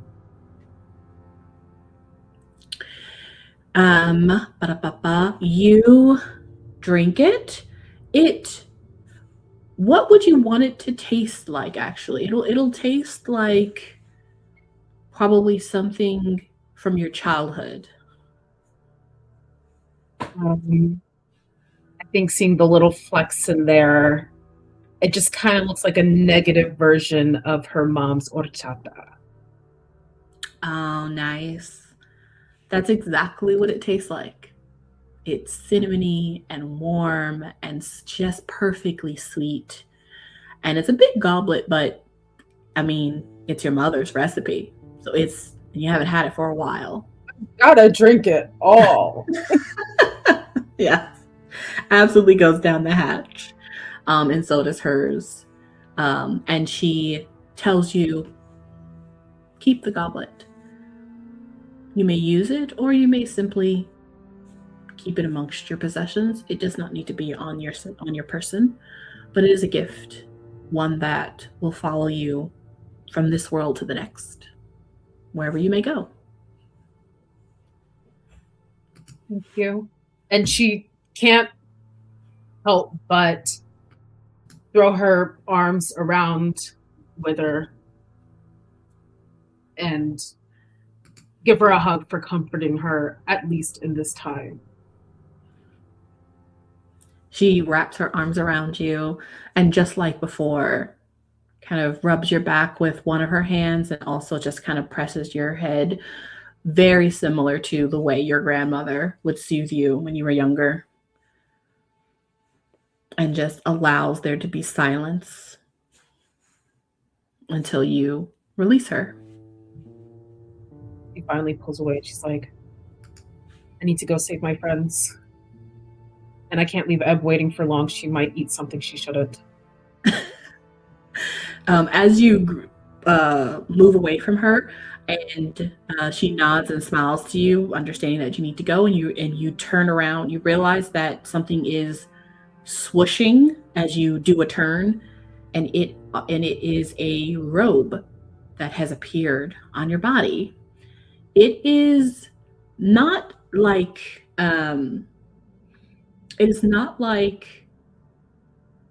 Ebb's robe. It is much more light, and it goes all the way down to the ground, and it actually kind of flares out.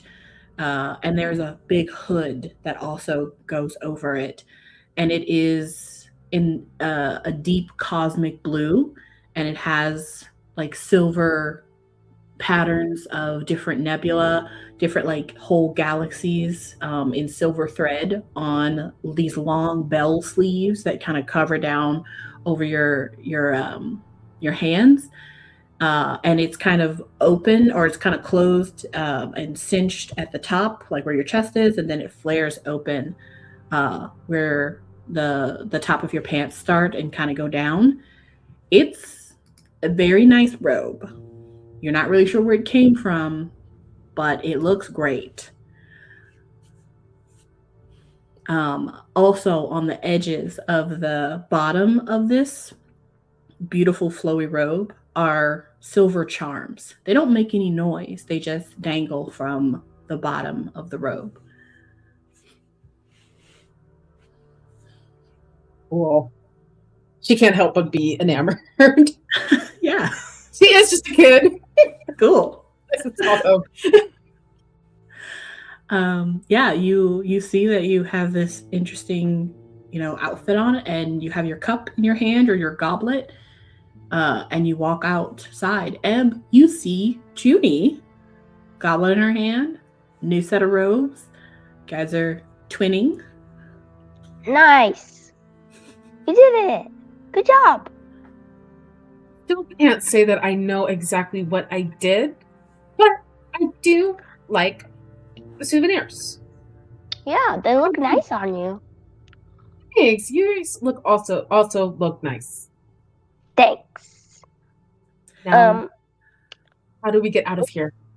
Yeah, so hold my hand, and Miss Auntie Sveta said we just have to think of home. So think of Hayden and Gia, like as hard as you possibly can. And you see that Judy can't help it, but she takes the empty plate from you and puts it by the door so that it doesn't come home with us. And then she holds your hand and thanks and wishes real hard. And we'll put our magic kind of together, but not together, because we might make things explode if they go together too hard. Okay. That is exactly what you feel. As you guys hold hands and both close your eyes, you feel a presence of two somethings that have turned their eyes towards both of you.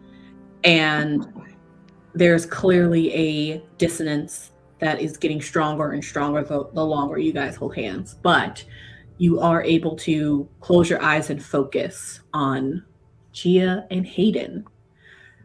Gia and Hayden, what have you guys been up to as you heard the few things happening upstairs, a few of the people moving around? There is a strange weather event happening outside. Argos is trying to get inside of Dr. Helmuth's office to see what that cat is up to. And Gia, you have just knocked out Melissa. I regret nothing.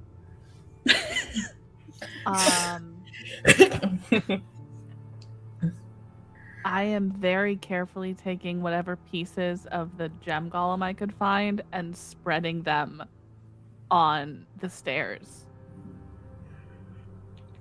in case someone comes down. Okay, Home Alone style, I see. Okay. Hayden, what are you doing? So, at this point, given what we did, Juni and Ebb are pretty well stabilized, correct? Yes, so they are both lying on the ground. Their wounds have been healed. They just look like they have giant crystals in the middle of their chests, but they are breathing and they are still alive. They do look like they need maybe some resting time or some blood because they lost a lot of blood. Like they still look in like they need some medical attention. Okay. So, given that he has no attempted setup for a blood transfusion at the moment, yeah, he's not even going to attempt that. I have a feeling at some point Gia's like, I'm a universal donor.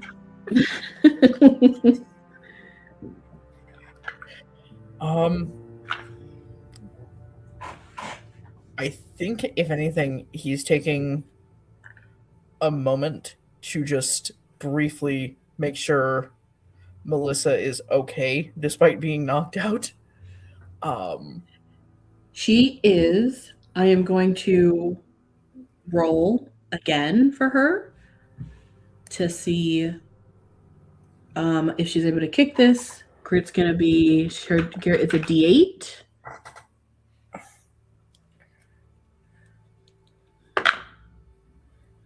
Okay. Okay. What do you do?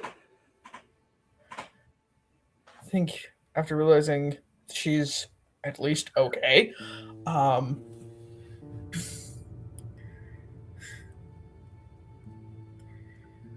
he's probably helping Gia kind of try and set up whatever kind of thing they can to either slow down the folks upstairs or just not deal with them. Okay. You check to see if Melissa is okay, and then you go over to help Gia. I am going to roll now a D6. You want 3 or lower. That was a 6. That explodes. And then a 5. Okay. Go ahead and roll for Argos. DC is going to be 6, 7, 8, 9, 10, 11. It's going to be an 11. And you're going to roll either a flight or fight. The fight is higher.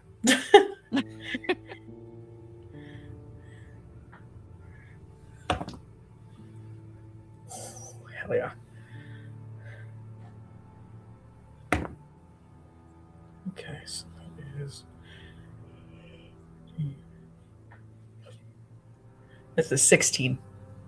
Okay. Argos was able to find a it's not a window, but it is a sliding door on one of the entrances. And there was really no way for him to get in there because he can't open it other than to do something. And so he was most likely going to do like a bark and try to shatter the window. Yeah. However, so that is what he does. But there is some fallout to that because this place is trapped. So The glass breaks and he has an egress, but the thing that the place does is it essentially like lets out a noxious gas that envelops him and everything in the inside of the house and on the outside. But he is able to avoid getting hit by it, and so he moves a bit back. And in time, it will dissipate. But while that's happening, inside, Jasper, on the second floor, Argos kind of tells you that he can see one of the rooms, a glowing happening. It's like a pulsating blue light. Okay. All right. Good boy. Good boy. Kind of just looks over at Gia. It's like, I think the cat's trying to get her out of the necklace. Oh, God damn it. Where? Back at Helmut's office, second floor. According to what Argos has mentioned, there's also apparently a gas that's been let off in the surrounding area. Oh. Galileo, you want to go get backup? You're fast. Okay. Where do you want to send him? To the cabin. Great. They will leave and be on their way. There are still things happening upstairs, but the noises upstairs have slightly changed. At this point, you all hear and feel a really low mechanical hum that really begins to reverberate throughout the basement. Like you can see things moving and like little pebbles, and the glass that's on the stairs is jumping from this massive sonic sound of something. And you can hear whoever was left upstairs, you can hear them now kind of running around. That doesn't sound good. Right. It's at this time, I think, that Juni and Ebb, you two open your eyes and you're looking up at the ceiling as you're laying on the basement floor.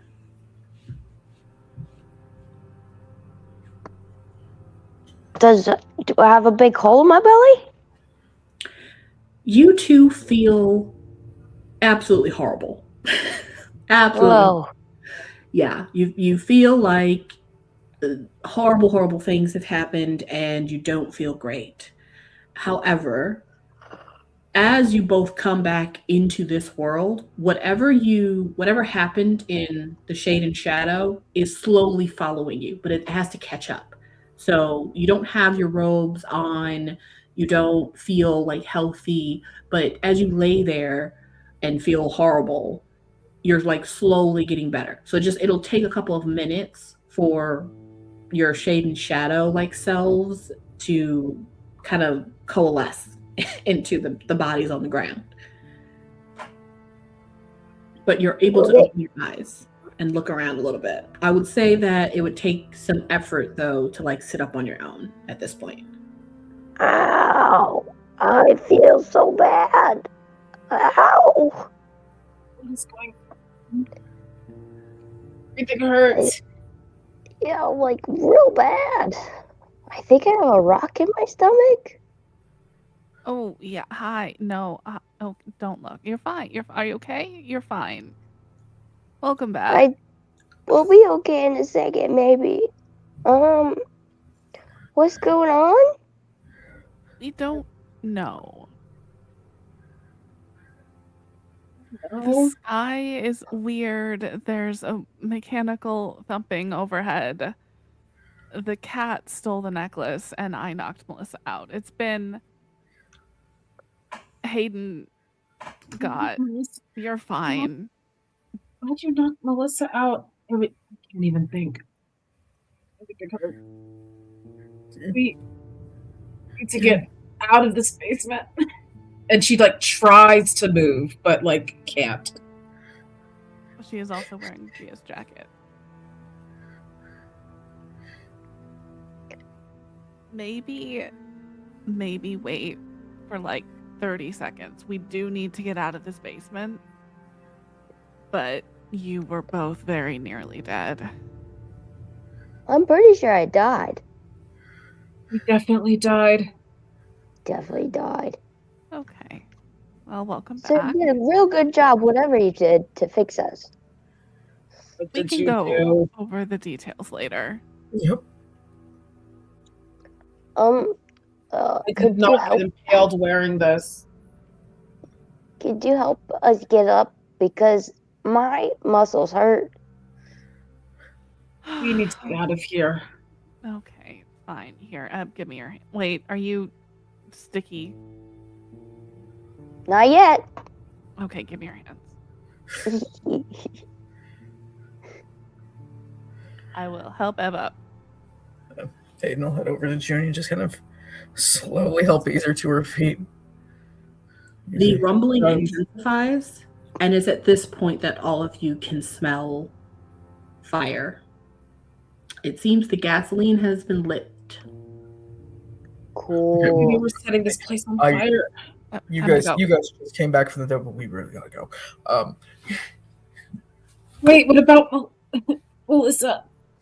Oh, God damn it. Can I You guys turn around to look at Melissa as you realize that you're going to leave her behind, and she's no longer there. Cool. Oh. Problem solved. So run. I'm under the impression that soon I will be a Super Saiyan. So, like, if we could just get out of here, I think I can fly us to where the cat is. How does Ebb know about Super Saiyan? I don't know. I'm pretty sure that a bunch of boats have sunk over time, and I got some mangas at some point.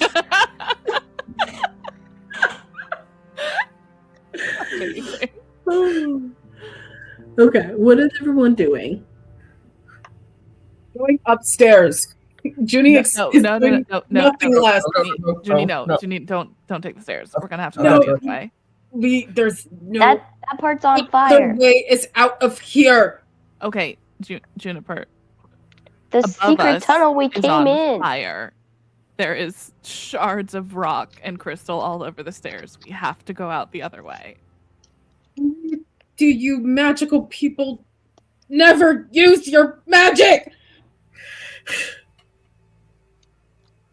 It's not here yet. It's coming. Juni starts to take out her wand. She's like, I'm not waiting. Okay, go through the secret tunnel. There's a Let's perfect go. good escape tunnel. Why are we not using the escape tunnel? I mean, Sorry, Judy and, where all the Juni and vibrations Ebb are coming from? Judy and Ebb are pretty weak. I will say that you can take out your wand, but you wouldn't be able to go anywhere on your own 2 feet. I'm positive. I know that. Juni's just showing that she's not giving up. Vibrations coming from downstairs. Fire upstairs. Somebody do something. Quick clarification. Are the vibrations coming from the tunnel? No, you just feel them in the basement. We can't They are the hum and the vibration is on the entire island. Oh. Yeah. When you want to go underground? When there's an Pretty earthquake? sure that, like, the reason why the camp can't be here certain parts of the year is because certain parts of the year we see the whole ass sun, and then the planet gets destroyed for like a week. But Jesus Christ, I the mean, orange moon. yeah, exactly. Oh, yeah. The sky is weird right now, apparently, Yeah. Hayden. Yeah, I think I might have seen it starting to come up. Yeah, so we Talk like about it while we move. gotta go. Okay, let's go. Yeah, we're gonna Let's go. go. All right. You all run back the way you came. I will say, as you guys make your way out, Argos is able to run inside of the main room. However, the main house. However, everything is now shaking and things are falling off of the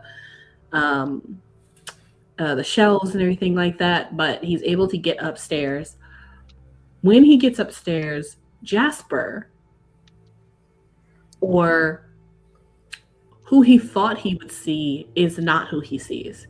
He sees a life young man wearing a jet black tuxedo suit, perfectly tailored, with hair that is slicked back, long black hair that's slicked backed. Mm-hmm. Her familiar's Mr. Mistopheles? And as Argos goes in, he kind of turns to him, and he is wearing the necklace that Jasper took from Ebb, and he's holding something in his hand that's open and it's glowing a bright blue that he closes quickly, and then he jumps out the window.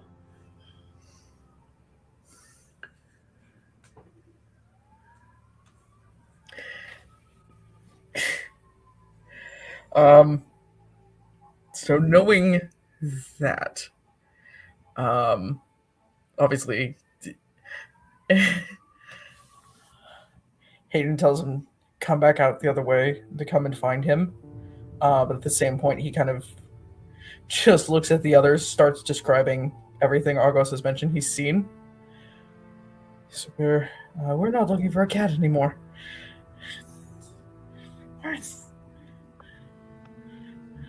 Okay, so we're looking for a sinister and weirdly attractive young man in a tuxedo. Apparently. Okay. Sure. Why not? Great. Who's got a blue glowy thing? Dope. There's no chance there's a lot of people running around here in just full suits at this point. He's probably gonna stand out. That's a fair point. This is not really suit environment, so.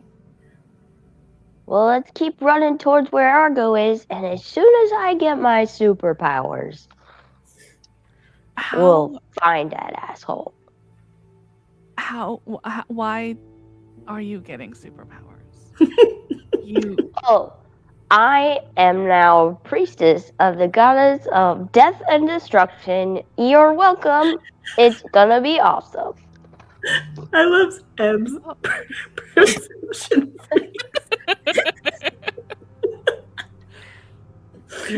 That. And Juni is the priestess of the goddess of life and happy things.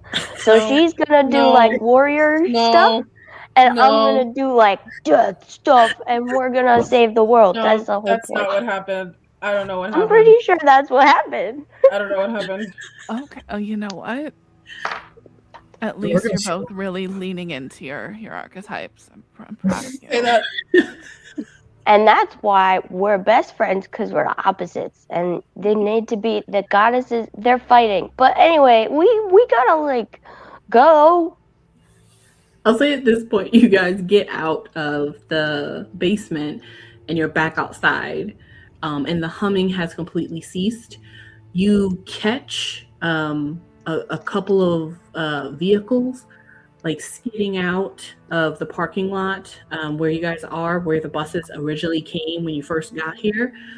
These are most likely whoever was left upstairs. They decided to bail as they drive off. And as you guys come out and are sitting underneath a pink sky, you watch as the main office burns to the ground. Sweet. Good fire. Find the tuxedo dude. Now, it is at this point where something strange happens. You all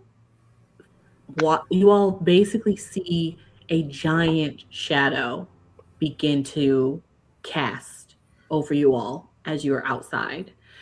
And from the sky, you see a low gliding, silent airship. Oh. It moves Ooh. unnaturally smooth with no visible propulsion. It is a giant, pretty much cylindrical with like just some two jagged wings, sleek chrome metal on the outside. Doesn't seem to have any windows, any doors, or anything else. It just looks like a huge chunk of metal. On the side of the airship is a chrome sigil that Ebb and Juni, actually, well, yeah, Juni, I would say you also know this because you have your cup. On the side of your cup is the same sigil, and Ebb, the same sigil is also imprinted on your body now with your pin. On the side of the airship is a chrome sigil of the Priestesses of the Faith. It is a 3-point spiral presenting the three goddesses emerging from the shade and shadow. So it is embossed on the side of this giant ship as it... Man, it's a good thing they put that in my brain forever, or I was definitely going to forget that that's what that was. Exactly. Sveta knew what she was doing. Yeah, a massive silhouette of this ship passes over the sun, and it begins to descend slowly. It doesn't fully land, like there aren't any wheels, and it doesn't touch the ground. It just hovers just above the ground, pretty much right in front of where you guys are. And a narrow platform extends downward like a blade, like a chrome blade. And two figures step off. As they walk down this plank, what is everyone thinking? Which ward are they from? Okay. Gia I is would only slowly- recognize 5, but Gia is slowly trying to slink away. Okay. Think after kind of everything, Hayden is just at a point of like, yep, sure, this might as well happen. Sure. He was like, I should have stayed with her. I should have. What is this? Yeah. Yeah, so pretty much Ebb is the only one keeping it together. Uh-huh. From this place, two women actually step off. They're both clad in full plate armor of like polished silver steel, and it is layered with angular plates that kind of resemble petals of a flower.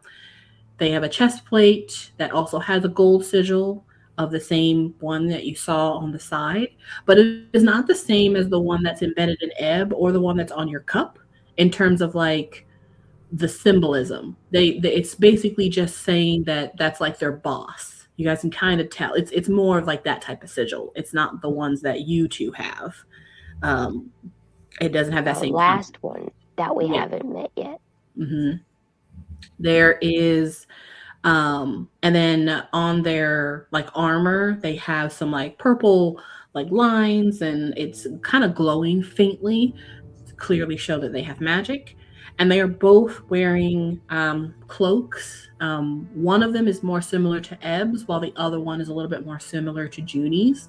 The woman on the left is, as they get closer, she is actually about like an 8-foot, like she's deep brown skin. She's a stocky woman with long kind of iron gray hair that's kind of braided down her back. And she is wearing that armor, and she has a cloak that is more of the rich velvety purple that goes all the way down over her armor, all the way down to the ground, and is inlaid with silver. She also on her back has a massive silver great blade, and on her hilt she also has another sheath that is trimmed in gold of like a smaller knife. And then there's the woman on the right. She's actually a blue-skinned woman, and she has long kind of like blonde hair, more like an ashy tone. But most of her face is actually covered by a silver mask. And her cape is more like Judy's robe. And so it kind of goes all the way down to the ground, and it's more flowy. but it also kind of has intricate silver thread embroidered to show the constellations. And both of them, they don't necessarily approach you. In fact, at first, as they're walking off the ship and walking in your direction, they didn't actually immediately see you. And so they're just walking. Like, they look like they're walking towards the huge burning building. And then they see 4 children. Okay, bye. And they kind of both stop and kind of like look over at all 4 of you. Hello, sisters of the ward.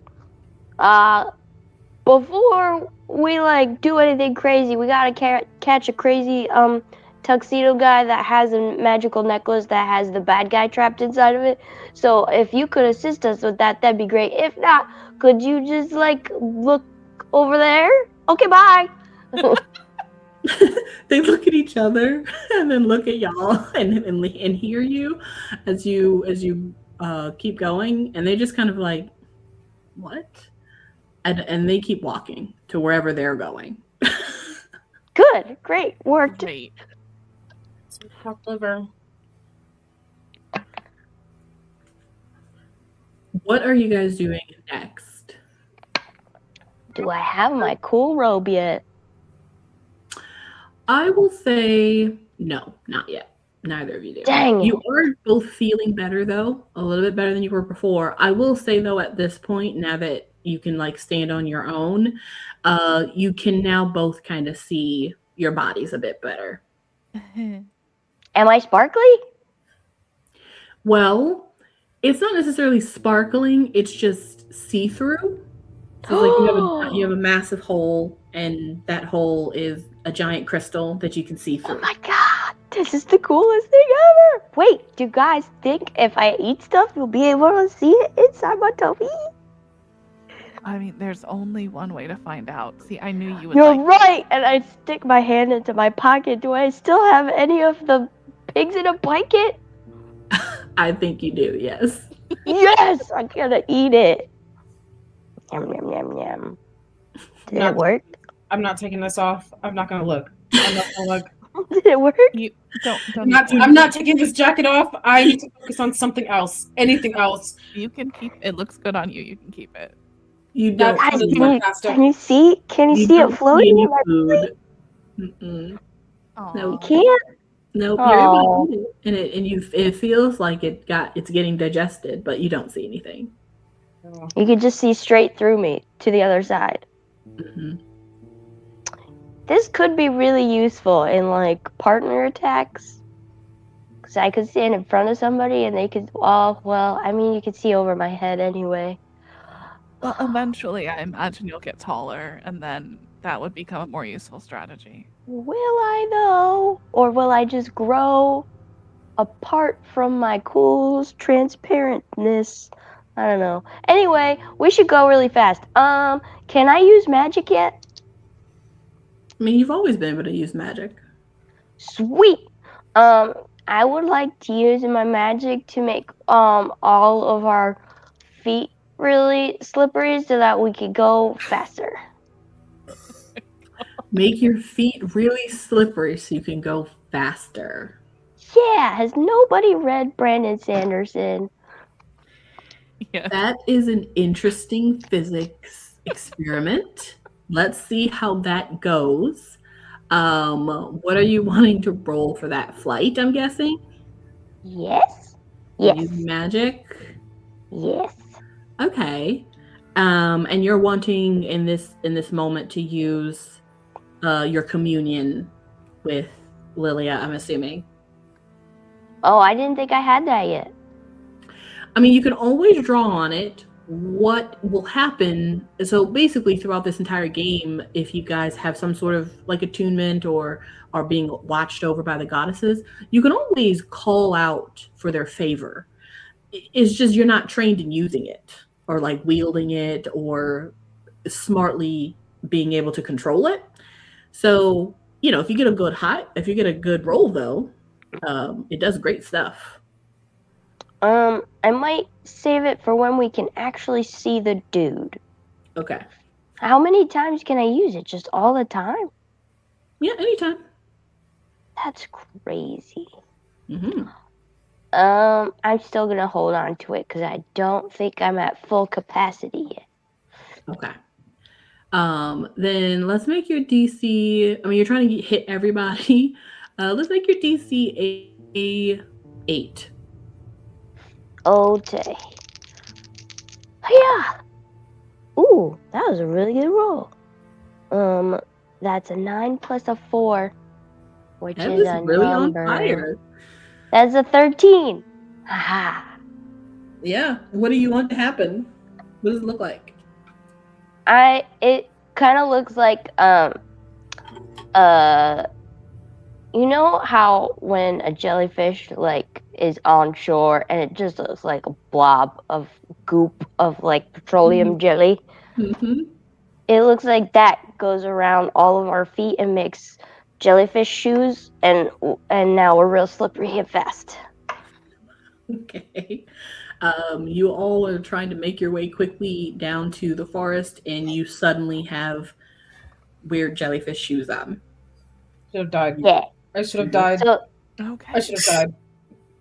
no, guys, now the friction doesn't stop us. We can just keep going.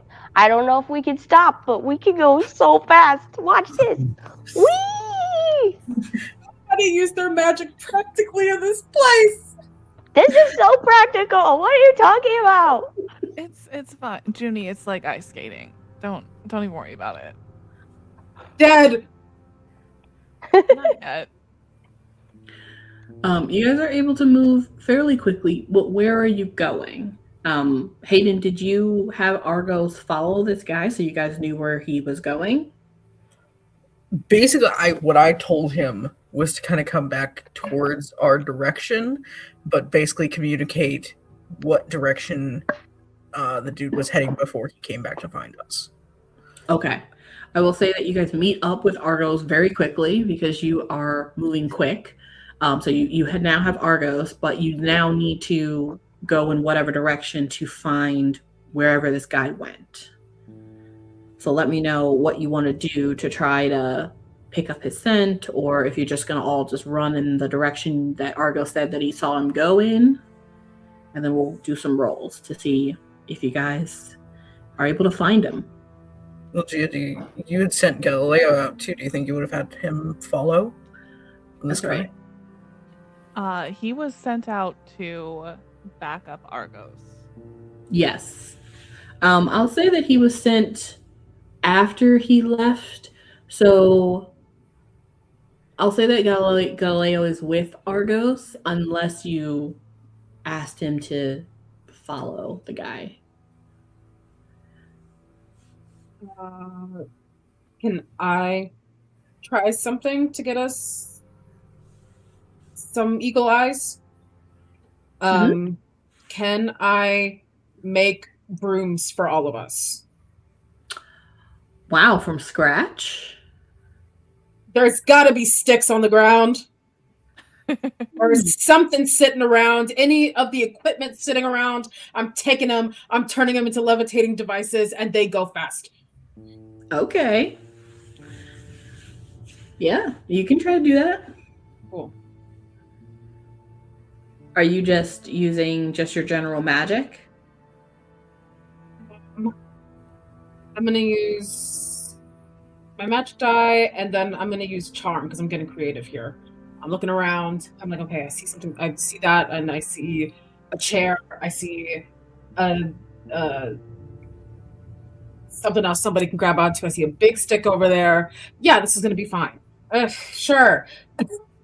Okay. I will say it's going to be a DC 20 just to make 2 brooms that actually work. Do it. Yeah. Okay. Go ahead and roll it. Yeah, so no, she's tired. That's not gonna She tries. You see, like some magic comes out of her hands, and she's like, "Why do I even bother?"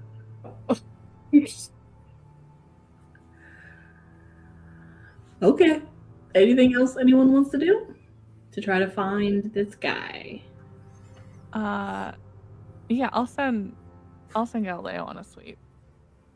Okay. Go ahead and roll. We'll say he already has the flight, but let's have him roll brains to see if he can spot him. And the DC, I think, is going to be a 15. Ugh. That's what adversity tokens are for. Damn it. Oh no, Galileo. That's a 5. And you said it was a 15? 15. Galileo goes up. They make a once around your area, but they don't see anything. He got a pretty good head start.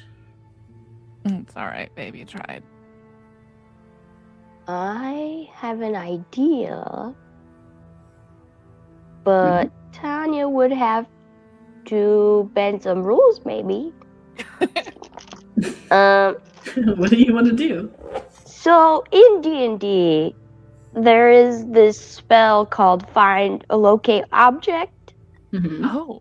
which if you're familiar with a magic item, you can locate an object anywhere, and it'll point you in the direction of where the object is. So I'd like to do that with Mom's necklace. That's a good idea. In this way, you would need to draw on the power of the goddess in order to try to do this. So what I'll have you do is I'll have you roll charm and your magic die and add a +5. Okay. DC, though, is going to be a 12. Okay. Hiya. Okay. 9, 10, 11, 12, 13. +5 is a number. Yeah. 13 plus 5, that would be 18. Is it 8? It's 18. What she said. Okay. What? Wait. Oh, never mind. That's a stat, not a magic. Never mind. 18. How would you? What do you think it would look like to be able to, like, determine where this object is? I think. I take out. I have my backpack somewhere. I think I take out like a little bowl, and I splash some of my water in it, and I take a spike out of my head, and I put the spike in the water, and it spins around really fast like in Pocahontas, and then it points straight towards the thing wherever it is. You know exactly where it is. You know in what direction it is, and you can just follow that.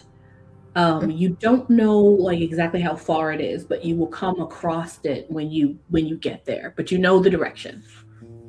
Guys, it's that way. Okay. Slide, slip, slide, slip, slide, slip. You all quickly go in the direction that Ebb shows you. Meanwhile, the sky right now is now completely pink. As you guys go past the forest to wherever this is leading you, you also see that there's some commotion happening in the forest, and from the corner of your eye, you might even see Grim, who is coming out of the forest, and he is headed somewhere. So things are in motion. Things are happening around on the island. But I'll say in about 10, 15 minutes, as you guys go across the camp that is completely empty at this point, you guys get to the edge of the Break Leg Point. And you can kind of tell, Ebb, that I'll say that your pirate ship is still out there, parked out in the water. But you can see based off of where it's telling you that you need to keep going, like past break point, like on the water. So somehow they have gotten to the edge of the island and gotten into the water or on a boat or something.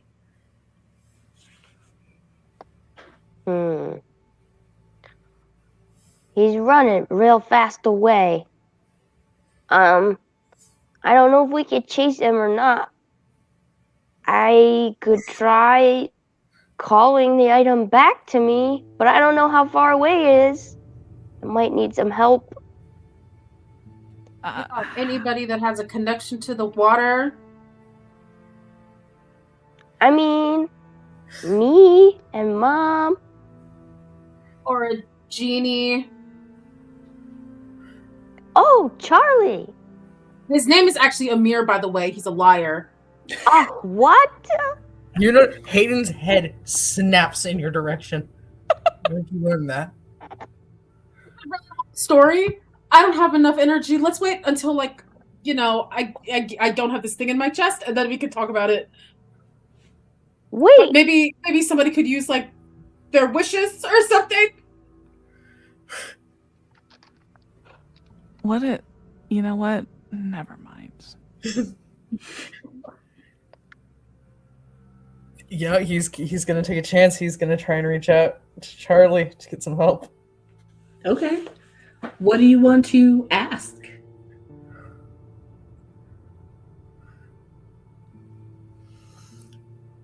He's gonna, in as short and sweet as he can, give kind of a description of the man as just ask, can you get me to him?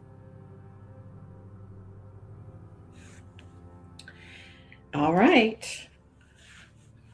Go ahead and roll charm. DC is only going to be a 2, but add your magic die and yeah.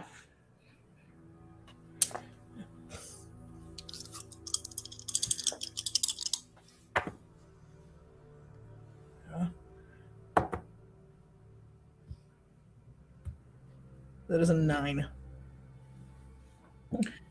You hear Charles or Amir's voice in your head.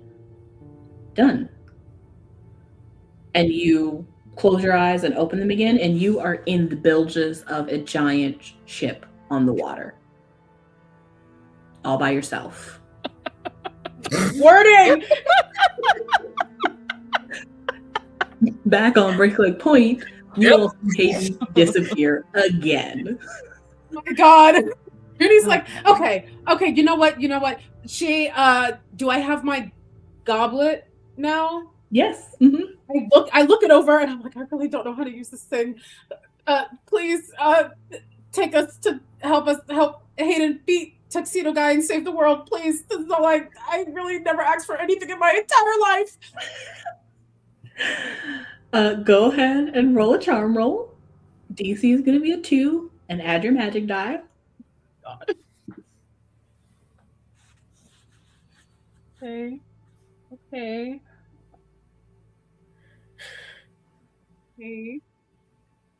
That's 11. You may choose one person to take with you.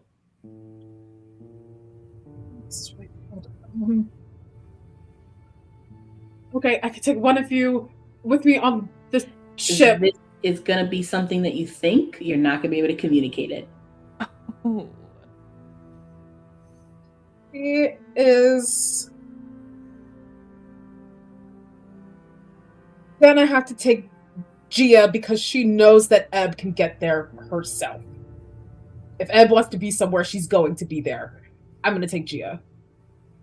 Okay. Jeannie, you hold onto your cup and ask this question, and you don't hear anything respond. You just can taste the taste of what you drank at Wither's house in your mouth. And in 1 second, you are also in the bilges of a giant ship, as well as Gia and now Hayden. And Ebb, you are standing on Breakaway Point with all your friends gone. Oh, poor Ebb. Oh no. Well, I've never teleported before, but could I have a lift to my friends, please? Wonderful. As the one who can swim. It's on the cliff, technically. Go ahead. Yeah, and make that a would be roll. quite a drop. DC's 2. Add your magic die. What am I rolling? Charm? Yeah, charm. Or okay, great. I like charm. Whoa, that's a big number. Am I adding the goddesses stuff too? No, not this time. Okay, then it's just a 20. Just a 20. DC was 2. Just a 20. Oh, Just a my 20. No big deal. I looked so sad on the side of the cliff. She was like, "Oh my god." Aw. You watch as the water kind of splashes up at the bottom of the Breakaway Point.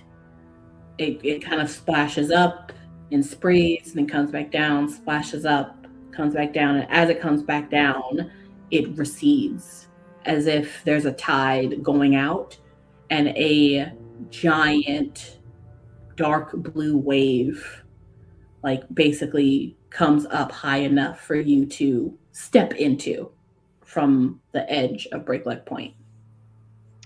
Ooh, I'm gonna surf it on my really slippery feet, and it's gonna be awesome. Wonderful. Whee! Hayden, Gia, and Juni, you guys find yourselves on this strange ship. Huh. Hey, let's hurry up and find the guy, get the necklace, and do whatever it is we gotta do and get out of here. Shame the one person who had the magic compass that pointed us to the necklace isn't here. Mm-hmm. Somewhere on the ship! Keep your voice down, they might hear us. It's at this point where you guys can hear people above you on the deck screaming and running around as they all scream to each other, "Tidal wave!" And the boat begins to rock. Yay! I think our did it. compass is arriving. Everybody brace yourself! Yes, I will say you guys should brace yourselves. Ebb, as you arrive, riding your huge wave, you see below you a pretty large ship. It's another wooden ship that actually looks very similar to the one that was ruined in the ruins, and the one that you guys brought up, or Juni brought up, so that you guys could use. Very similar in design. It's huge, it's wooden, it has like a mast and sails, and it also has a filigree name on the back. It looks to be something that obviously is most likely owned or operated by either Dr. Helmuth or whoever did the cleanup here. So you have just found the getaway vehicle, so to speak. So you come across this, they're all screaming and running around as your wave descends. You have command over the wave. What do you want to do? Oh.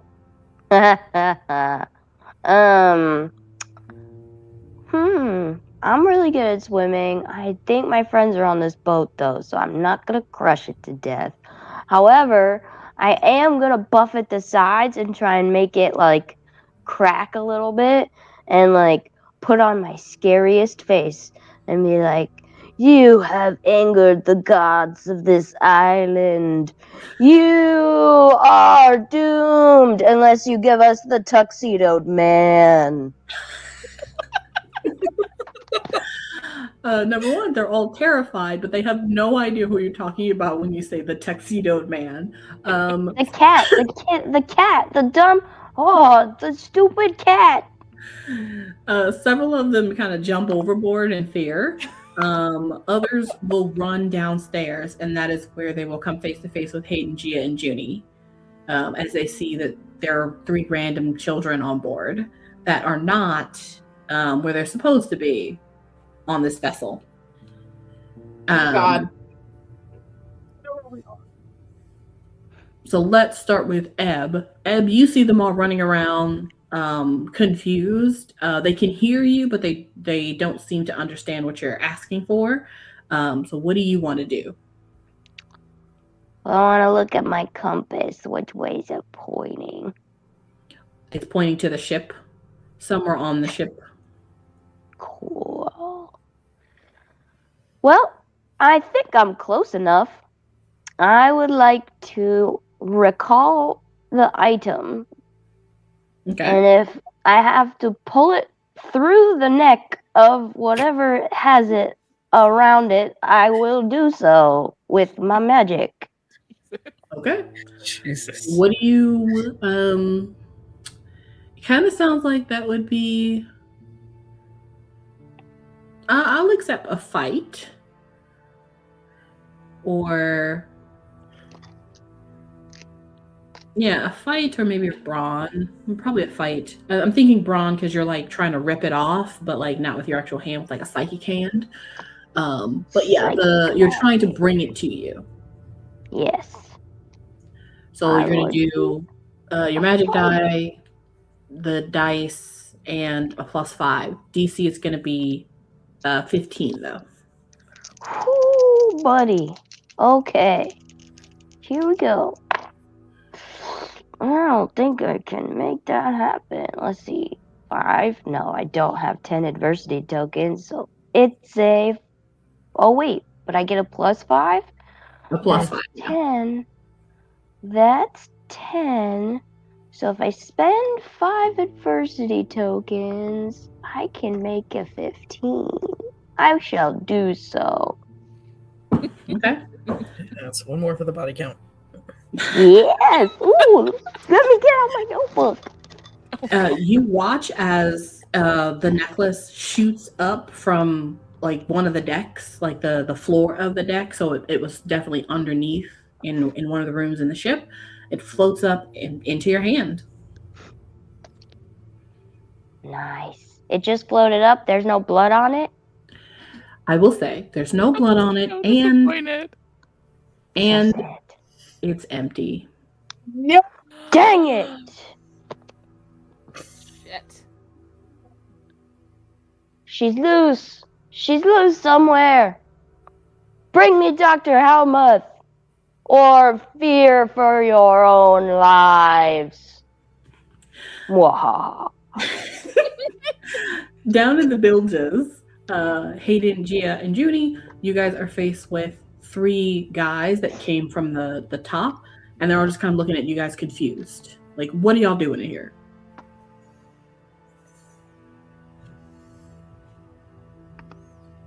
Curiosity from where we are right now. Can we hear all of this from Ebb above deck? I would say yes. Thank goodness. Hayden is going to attempt to square up. This is either going to end really well or really badly. All right.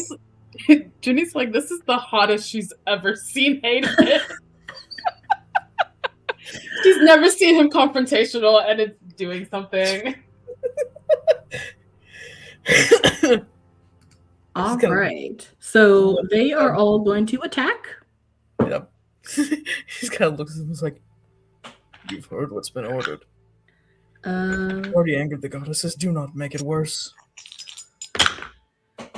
Okay. Well, they're kind of terrified of what's going on above, so they're not doing the greatest job of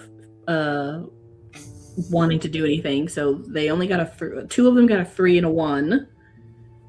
So you just got to beat a 3 and a 1. Oh, but the last one got a 6.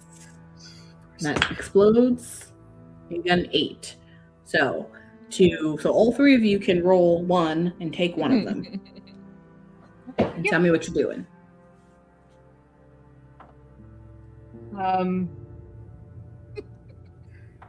See, what do we have to roll to fight them? 8, 3, and 1. Which die? The fight? Oh, your fight, or what if you're doing something other than fight or brawn? Is Juni's robe here now? Yes, I'll say that Ebb, your robe is here, and Juni, your robe is there. I think Juni's kind of stands beside Hayden and tries to look intimidating now that she looks like she's with one of the goddesses. I think her hair is down and like flowing now, and her eyes are like kind of glowing the galaxy, and she is going to try to charm the one who doesn't look as afraid, the one with the highest roll. She's like, you're gonna want to back off. Okay, gotta be to 8.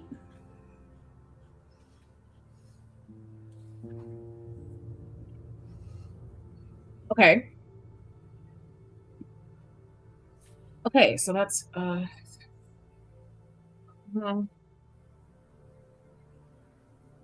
that's gonna be a 30. Okay, that's ridiculous. I think all 3 of them, after seeing Ebb and coming down here, seeing you guys picking up something ready to fight, I think they see robes appear on Juni and her eyes sparkling with midnight and starlight, and she's like, back off, and they're like, okay, and so they run away. She's like, wait 1 second. Give me your gun. Yeah, they're unfortunately running away. So Lame. We'll say that they drop everything on them. Wonderful. And she picks up a gun. They run back up to the surface, only to see Ebb still there. And they're just like, okay, well, I guess we're just... And so then they just jump off the ship. So there's nowhere to go. Let's find Helmut and finish this. Ebb, the top of the deck is empty now. Everyone has jumped overboard in fear. But are there kids aboard still? So there was just the workers on the deck. You don't see anyone else. Gia, Hayden, and Juni are below. I'm gonna land on the deck then. Okay. And can I use the wave like octopus tendrils? I don't see why not.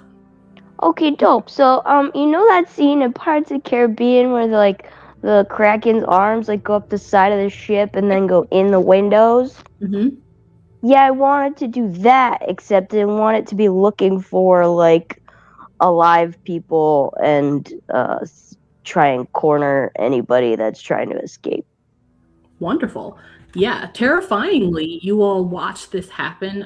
The tendrils know not to touch you guys, but from time to time, as you 3 are like searching for this guy, they find someone, like one of the workers, like hiding. They'll grab them and rip them through one of the windows. And that's just happening as you all are searching the building, the ship. You find a bunch of stuff. You find mostly storage and holdings. But Ebb, as the tendrils take out the people who are hiding, at the moment, none of them are the guy that you're looking for yet. Yeah, I'm having them like bring them to me and like look at them and be like, nah, and toss it off the ship. Yes, you get a couple of those, but they're not the ones you're looking for, and so you just toss them off, and they're just like, ah. But you continue to look. Wilhelm scream, ah. But you can continue to look as Hayden and Gia and Juni, you all look. So everyone is looking for either a cat or a guy, but you both kind of know which one looks like. So, or Dr. Helmut, who is out of the necklace. Okay. Yeah. Well, you know that it's empty, but none of you know what happened. Like none of you know if she got out and she's on the ship.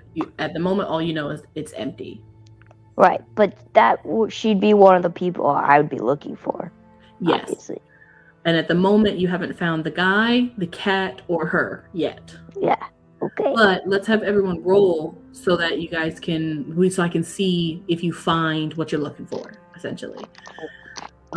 So for Ebb, your flight roll is going to be really, really low because you have the tendril. So your flight roll is just going to be, let's say it's a DC 8. And everybody else, your like looking around rolls is also going to be a flight roll. So let's also do a DC 11 for everybody else. Woof. Roll really high. I rolled really low. That is a 20. Okay. I got a 6, so I'm Hayden's backup. Okay.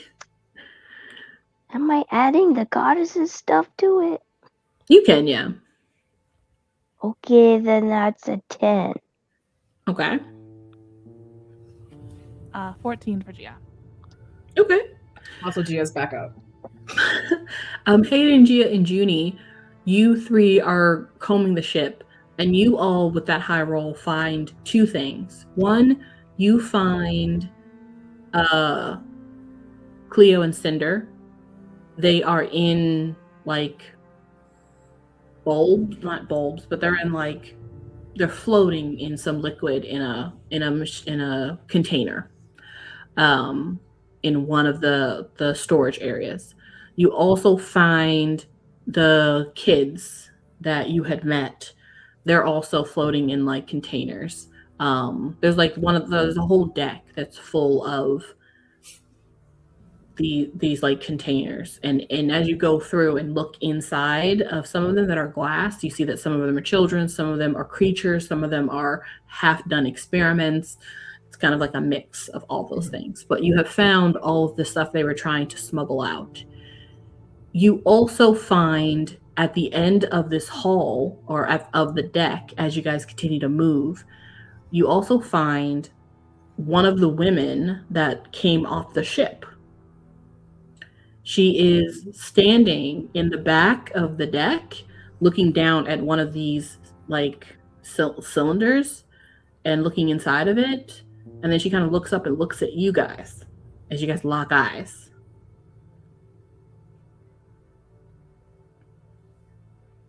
We have to stop meeting like this. No, wait, it's one of the ladies that, so they're good. Don't want any trouble.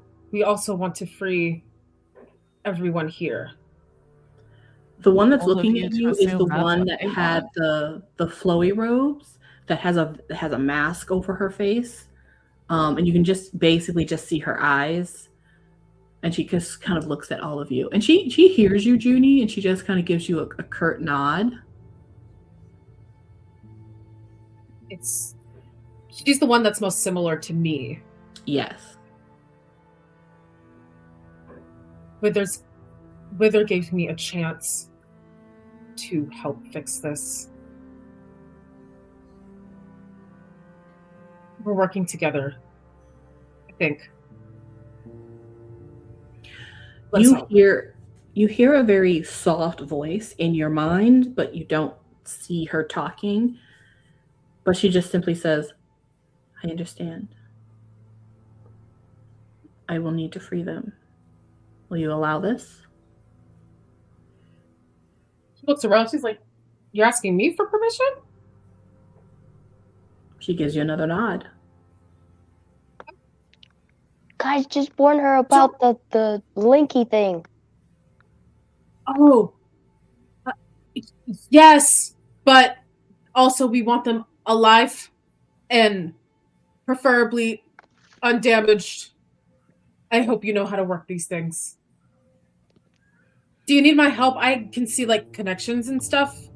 Does that help? What are you asking her?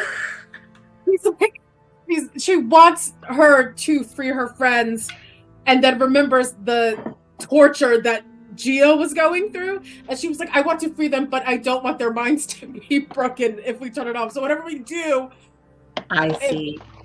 I need to help with magic, then yeah. I see. Yeah, that what she said. I see. You explain that to her as best you can, and she kind of just listens in silence for a bit, just trying to kind of decipher what you're talking about. But you eventually get that she understands what you're talking about, and she just simply goes, "I will be careful."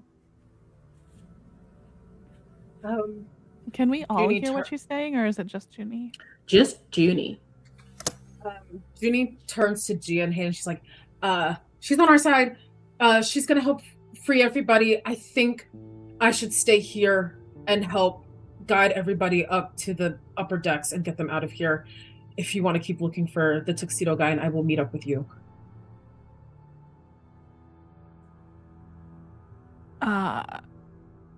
You know Or what? do you need me? We always need you, Juni, but I'm not asking questions anymore. We'll just keep looking. Okay, great. Take this gun.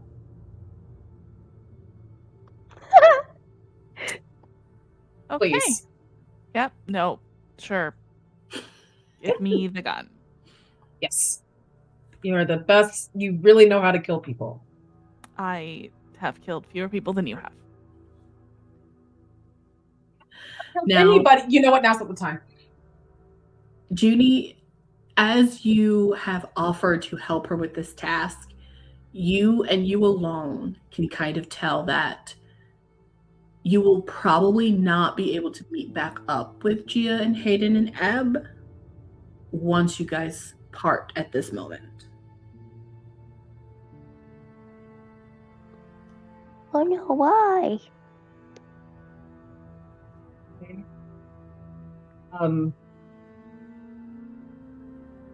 She does turn to her friends one more time, and she's like, do you think you can handle it?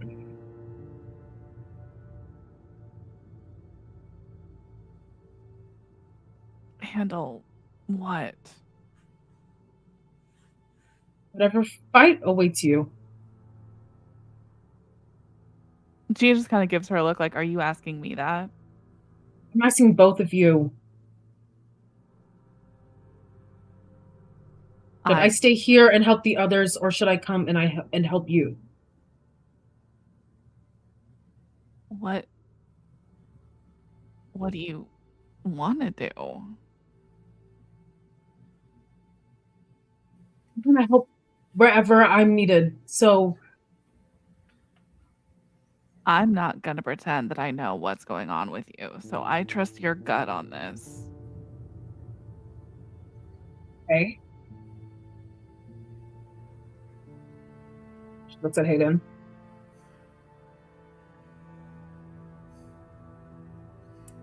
I'm with you. I trust your instincts. You've been good at dealing with this kind of stuff before.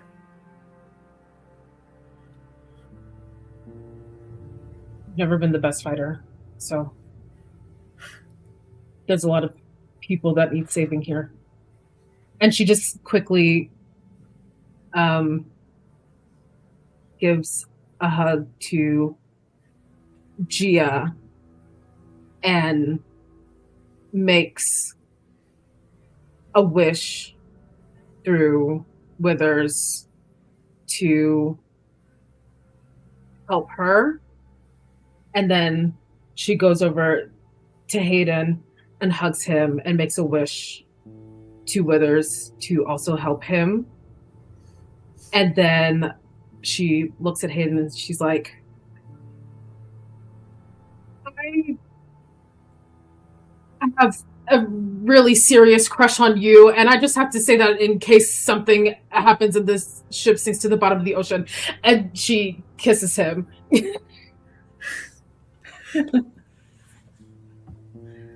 He fully kisses her back. Kind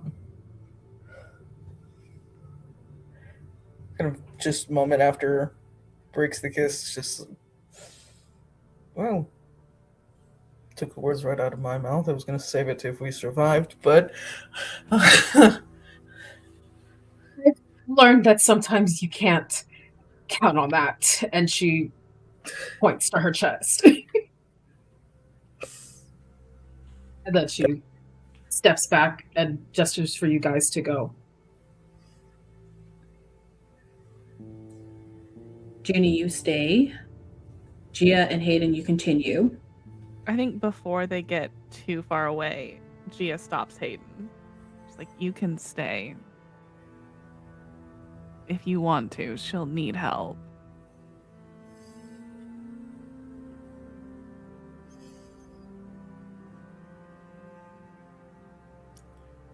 You sure?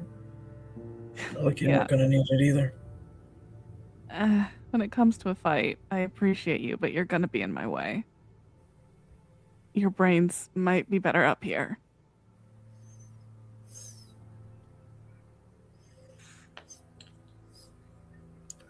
It just gives you a smile.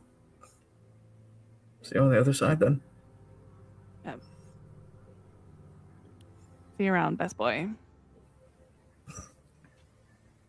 And he will head back over to Junie. Okay. Junie and Hayden, you stay.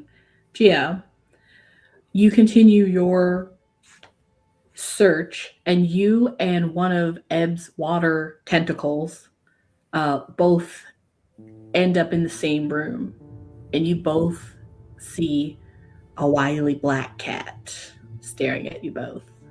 It's just sitting perched on like a it seems like an innocuous box, like a crate, with a window on the other side. This is where the tendril is coming in. And it looked like you both have it cornered, but it doesn't look too worried. It's just sitting there with its tail twitching. Can I ride my tentacle down to where Gia is? Mm-hmm. Yep. Sweet. Whoosh, whoosh, whoosh, whoosh. Sound effects. Gia, you see Ebb. And you both are now in this room with Jasper. So, she has wild speak, and she's definitely talked to cats before. Yes. So I think she just kind of looks at him. It's like, "Hey, kitten, what's up?" Kitten? He kind of just starts to like lick his paw and like clean himself. Very informal. May I Wow. help you two ladies? Where's your mistress? Can I hear him? Do you have wild speak? No. I was just he sounded like he said You see a like a regular cat. Like, you know, it's a familiar, but you just see a cat acting like a cat, and you just hear meows. okay. And he's looking at Gia, so you can tell that they're having a conversation because she's Yeah. talking to him. Okay. But he still includes you in that. Like, can I help you two ladies? And then when you ask mistress, he just goes, I'm not sure who you're referring to. Well, we know her as Helmuth. She was in that necklace you took. She's not in there anymore. Ah. My apologies. When you said my mistress, I had forgotten that is what she's called by many of you. I do know where she is. I can take you to her. Out of the goodness of your heart? I'm in such a good mood. Sure. Let's go. What'd he say? Oh, he says he can take us to Helmuth. Because he's in Oh, such a good good. mood. He hops off the crate and kind of sashays not fast, but little fairly quickly out of the room. And you guys follow. Yep. Mm-hmm. Let me have both of you make a grit roll. Oh, God Oh. damn it. And I'll say that this is going to be... Oh, I don't have it on this. It's going to be against a magic die and a fate roll. It's going to be a D12. Woof. I have so many Right. tokens. It's gonna be hot. All right, 9, 10, 11, 12. Well, that's a 12. Woof. It doesn't explode. However, I got a 9 on that 12, so I'm going to add 3 adversity tokens. How many do I need? 9, 10, 11, 12. Yeah, 3. And I'm going to have that explode. Oh, shit. Ooh, and I a think, 10. I think that just makes it impossible for either of us to get there unless we explode like Correct. 3 times. 12 and 10. So that is 20. 22. Okay. Nope. Not making it. Oh, well, that exploded. Nice. 9. Okay. You guys follow the Jasper down, and he's kind of just walking slightly in front of you all, but you follow him down one of the side hallways. There's a couple of rooms, and he's basically taking you to the captain's quarters. And eventually you get to the captain's quarters. The door is open. You go inside, and there is, just like he said, on the chair behind the desk of the captain's quarters, the captain's desk, Dr. Helmuth. She is almost completely desiccated, but you can't see her bones yet. She just looks as if something has drained the energy out of her and life. She is barely alive. Her eyes are wide open. They are sandy and crusted and dry, and she's staring wide-eyed, unable to move very easily at both of you as you walk in. And Jasper hops on the little table and sits there, kind of swishing his tail. And as you guys come in, the door closes behind you, and you are both whipped to the wall with magic, and you're both going to take a minor wound. Ugh.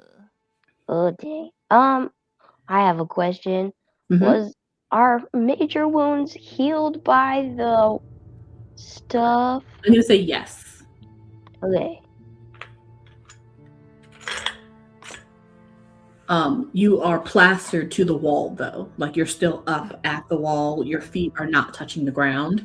Ebb, your tendril that would have came in one of the windows, there seems to be a barrier around this entire room specifically, as Jasper kind of sits on the table, and Dr. Helmuth, looking worse for wear, sits behind the desk.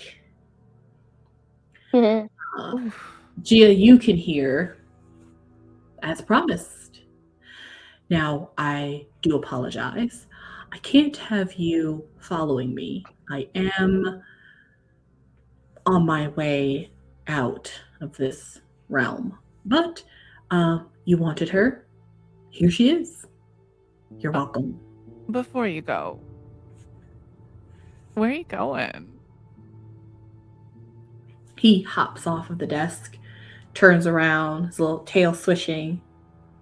Wouldn't you like to know? Oh, come on. We're probably going to die here anyway. Tell me. Go ahead and roll a charm. right before he gets to like the shadow of the corner of the room and disappears into it. I think the DC is going to be a 12 to get anything out of him more. That's possible. Ooh, that's an 11. 12, 13, 14. 14 with my stat. Oh. Hell yeah. He stops right before he is about to touch the shadow and kind of looks at you. And then he kind of looks at Ebb as if he's seeing something a little bit different about Ebb. And then he looks back to you. What did you say your name was again? Well, my friends call me Gia. Do you want to be friends? He puts his little cat nose up. I don't have friends, just servants. Spoken like a true cat. Perhaps we'll meet again out there in one of the islands here. Anyone in particular? I'm looking for vacation destinations. The one with Ward 10. You can't miss it. It's probably the only one you'll know about. And he disappears into the shadow. As soon as he disappears, you guys fall to the ground. Ouch. Well, he's off to whatever fucking island has Ward 10 on it, maybe. Well, it seems to me that probably he's the bad guy and like she was just doing his work for him. Cause man, that necklace really fucked her up. Yeah. Gia just kind of like walks over to the desk and leans on it and looks at her and it's like, was this your plan? Did this go awry? Her eyeballs are barely moving between you and Ebb and then you again. She basically is looking like she's gonna be blown away by wind any minute. Oh, what's the matter? Cat got your tongue? Probably. As you guys are making these jokes, you do also realize that the boat is no longer like in the water. You can feel now that it is it's basically floating in the air. Ooh, or flying. And it is headed somewhere. Eventually, unless you guys want to search something more in this room, you are going to find that the ship has been relocated to back to the island, essentially, so that it can be like searched and disembarked or embarked and things like that. I did have a question. Yes. So the doctor, she's fleshly destroyed, but like, does she still have pockets? Yeah, she has her clothes on. Yeah, I would like to go through her desk again. I want to go through her pockets. Okay. Make sure she doesn't have any thumb drives on her. Okay. I'm going to say probably the last thing she had in her pocket that she would still have in her pocket is like the key card from like the main facility, the letter, I would say it's the same letter that she got from the Divinities Ward, and maybe some keys to like her personal items that would probably be on the ship, like her safe key and things like that she has taken from the facility. But she doesn't have anything like dangerous on her, or anything like that. Does she have any like cool documents or anything in her desk? You can certainly search the desk. There's a bunch of stuff in there, a lot of incriminating evidence showing what she's been doing over the last couple of years, all of the notes that have to do with her experimentations, Even like the dossiers on all the people she hired, including Miss Angelique. There's a dossier on the husband, who's like his information. There's like a copy of all of the information you guys found on the computer. She has like a backup hard drive. So that's kind of you, and you also find all her paperwork. So like this is like her main like desk where she has done most of her work. Okay. Are there When we any- find all this, Yeah. Are there any I want to. Go ahead. Are there any what? Oh, are there any copies of Gia's dossier? Gia's what? Dossier or file?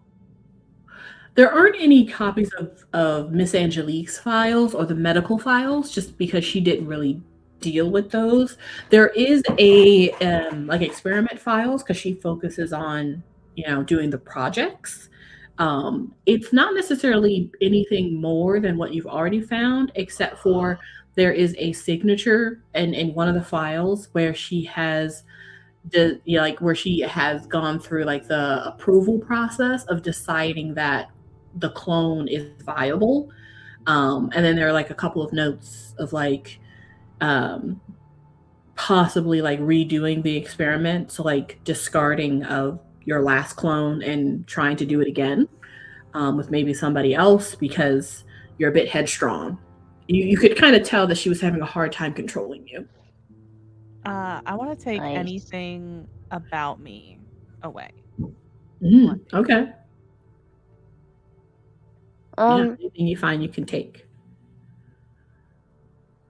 Gia, I just wanna be clear.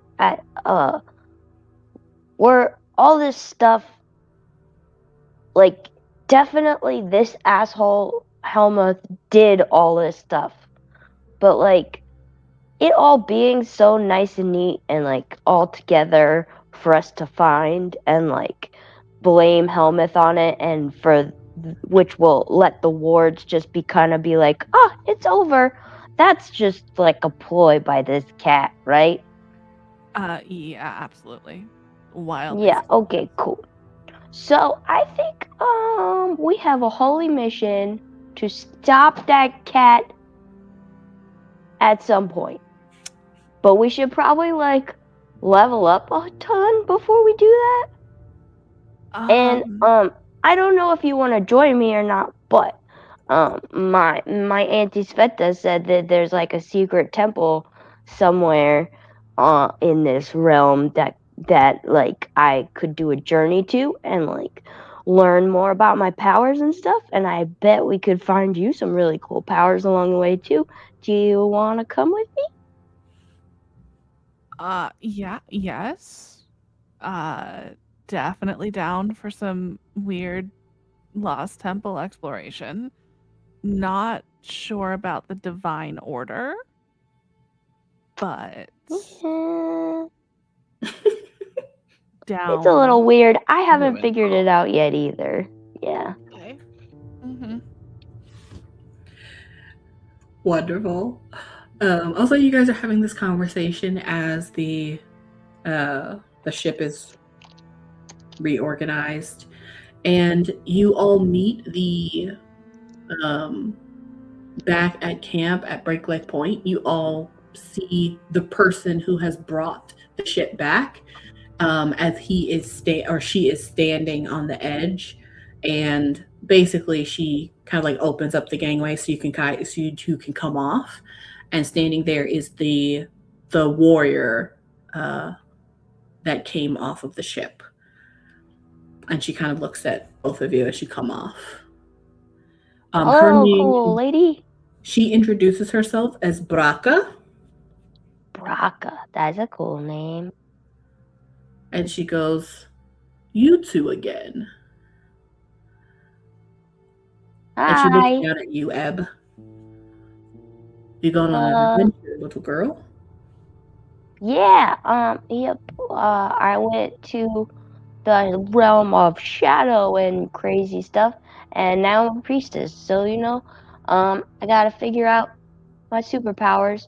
Also, this world's world, I was wondering, is the pink stuff that's coming towards us going to kill the whole land for like a month or two? Is that what happens?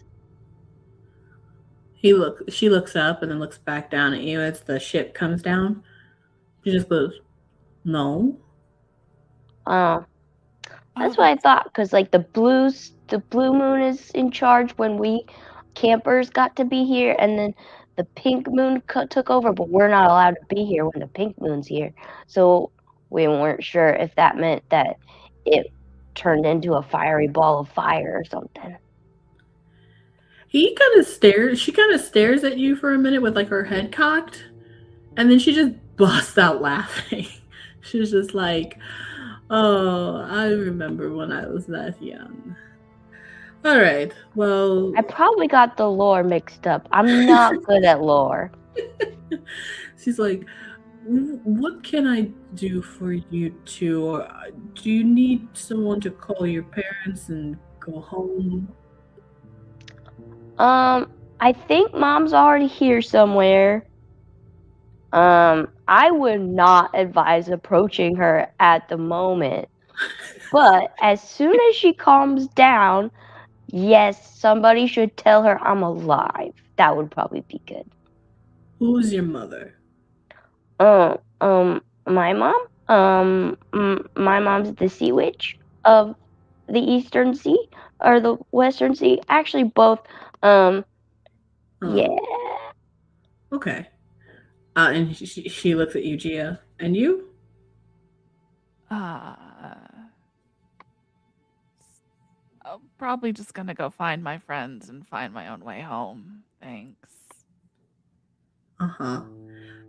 Right. Well, we are going to clear the island. So either you go home or you go home. When you say clear Actually, the island, like of tourists, right? Like the natives are gonna be fine. yeah, like all the bobs will be fine. I mean, no one lives on this island. Okay, a lot of No, things a live on lot this of things island. live on the island. Yes, creatures inhabit the island, but Yeah, we bobs don't live on the island. and Freds. Right, but They're gonna Fred? be okay. You're They'll be not gonna kill all the bobs. You're not gonna like purge the island of anything alive. No. When I say we're closing the island, we're closing the island. I guess for where you all come from, it's called closing it for the season. I guess. Except we're not going to reopen it because Good. it's been. For the season of the pink moon, because it's all gonna be on fire. He kind of smiles again. Very close, little one. You're a little off, but Oh. you're so close. Okay, Something cool. like that. Sure. Well, But like I don't all mind the leaving this island, but I have a holy mission to go find a temple somewhere on the land here in this realm somewhere. So I Okay. gotta go start that. Yeah. Okay. Well, let's get you guys somewhere and then you can figure that out. Have you seen our friends? Uh, you know what? I'm not sure. Let's just get this all settled. All right? One thing at a time, I think. yeah, they're with the lady that you got off The the cool flying silvery ship with, masky lady. Yeah. Oh, the Kalis. quiet one. Yeah. Wonderful. Okay, great. Well, let's you two just come with me. We'll figure out what we're doing with you two. And she walks back with you two behind her, and the giant ship is also floating behind all of you, pretty effortlessly as she That's walks a cool trick. back to her massive, new-looking, shiny chrome ship. And Did you see my cool trick with the ocean? That was pretty cool. It was almost like this, but with ocean. She kind of looks over at you as you're walking. I did not. What did you do? Oh, it was really cool. We made like a kraken out of a huge tidal wave. It was pretty cool. Fascinating. Too bad you missed it. Hmm. It's a good thing you have me as a priestess now, you know. Yes. And he goes, you are a devotee of Lilia, yes. Yep, priestess. Uh-huh. Soon to be high priestess, but you know that might take a while. Mm-hmm. He kind of, Gia, you see him do like a bit of she does like a bit of a sigh, and she's kind of like, ugh, okay. Well, just come with me, everyone. Probably when I'm about as old as you are, then I'll probably be high priestess. That's probably how long it'll take. I'm only 11, so. You think it's gonna take that long? She's pretty old. Yeah. Well, I mean, I gotta find the holy temple, and then I gotta do something, and nobody told me what I'm supposed to do. So I don't know. I might have to like read books to figure it out, and that'll take forever. Do you know how to read? I mean, yeah, but like more like runes and stuff. Better than like people words. Is that why you want me to come with you? Yes. Okay. You two continue to have this conversation as Raka like puts the ship down on like on like a little plinth, goes up into the ship, gives you guys some water or whatever you want as like a snack, like gets yourself situated while he literally is like calls your parents. It's like one of those situations where it's like, okay, you guys stay here. I'm gonna call your parents and see when they're gonna pick you up. That's basically the vibe. Have a juice box. Yes, essentially. And while you guys are sitting there and waiting, you're also waiting for Judy and Hayden to get to back from wherever they went off to. They were on the ship, so you assume that they'll come to you eventually. And while that's all happening, Judy and Hayden, many minutes ago, you all went and met with this woman who was standing and waiting silently, and she introduces herself to you as Kalis, and she simply gives you instruction on what she's going to do. She essentially asks you all to go to each of the things, mainly with the people in them, not the creatures. She's going to do the creatures next, but she wants to do the people first to make sure they're safe. But you're going to like go through, unhook them in a certain way that she wants. She's going to cleanse the liquid to ensure that whatever's been going on with them is kind of like reversed. And she does that from like one spot in this deck. So she just stands in the middle, and you see some sort of like radiance, like shine, that this silver radiance kind of penetrates all of the metal tubes, and it kind of goes all the way through them, all the way to the edge of the deck and to the walls, and it comes back to her, and she does that a couple of times. It also washes over you guys, and it feels great. It feels healing. It feels comfortable. Juni, you even realize after a second that the hole in your chest is gone, and you no longer have a brick of gem there. And any things that you had going on is completely healed. And you guys feel great, vital, not tired like you have been as you've been doing all the things. And she does this in this space that looks like it's the ship, but after this is done, she asks you all to come close to her, and as you do, she basically moves you and all of the containers to somewhere else. It's a very sterile like workplace. It looks like there are a bunch of like empty beds. There's really nobody here right now, but as you all come into this space, you can kind of see that people come out of like walkways and rooms. These are clearly like nurses because they're wearing like white outfits and they're wearing like a little white mask. They have all manner of, you know, skin color and hair texture and different species. And they're just going to come out, and you can see that she communicates to them what she'd like them to do, which is to go to each one and make sure that they're all good and take them out and get them dressed and things like that. So it becomes like a whole little assembly line that you guys are helping with. So especially as like they wake up, you kind of talk to them and let them know they're okay. You are able to wake up Cleo and Cinder. I will say that Melissa is obviously not here, but you are able to wake up them too.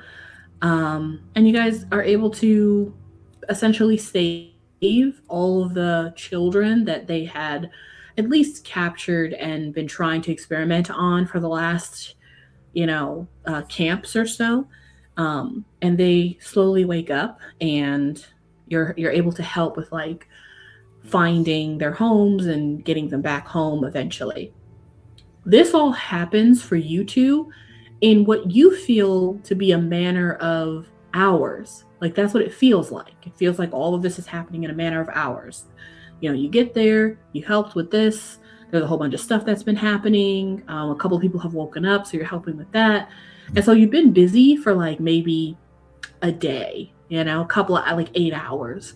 So it's been a long day for you guys, but you feel really fulfilled because you were able to help a lot.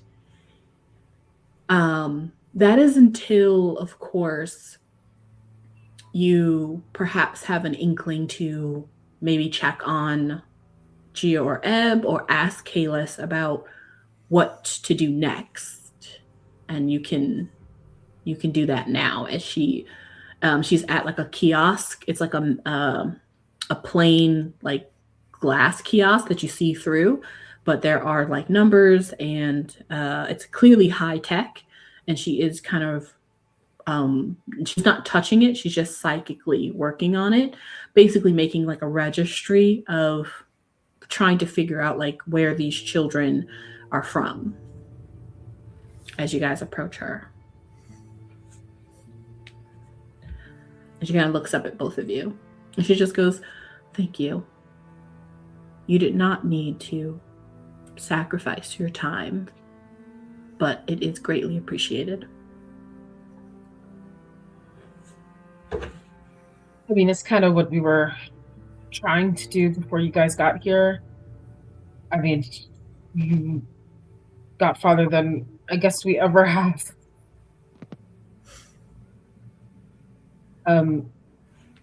We should probably look for our friends. Do you have any idea where they might be?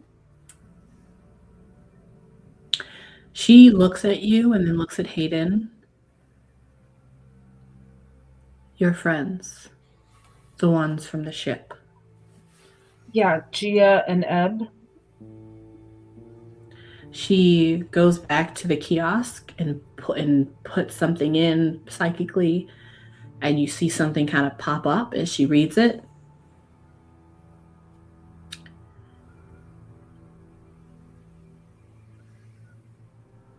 And then she looks back at you. Some time has passed. Are you wishing to meet them? I mean, time. Yeah, what do you mean time has passed? I mean, it's only been like half an hour? Been a couple hours. A couple hours? It has been an indeterminate amount of time for us, yes. I suppose it's hard to explain. For us, and she like points to like us three, She waves her hand, and a large screen pops up. Gia and Ebb, where you guys are, and Braca is like, Braca doesn't know your mother, but he figures out how to find her. And one of her, uh, cousins or one of your aunts is kind of on that line, being like, yes, we're finding Flo. We've found them. They were in like another little facility and they hadn't been moved yet. And your mother will come and get you soon. So that's what he's doing. And at this point, he basically gets another call on the line and presses it, and a huge screen pulls up, and you both see Hayden and Juni on the other side of the screen.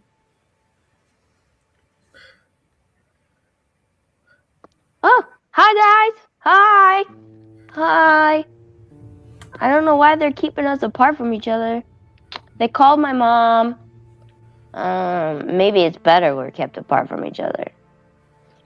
Yeah. She's apparently coming to get me.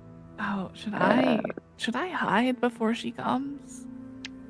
I feel like she's gonna like you because you can control friends. Okay, I mean, I don't control them. I just make requests.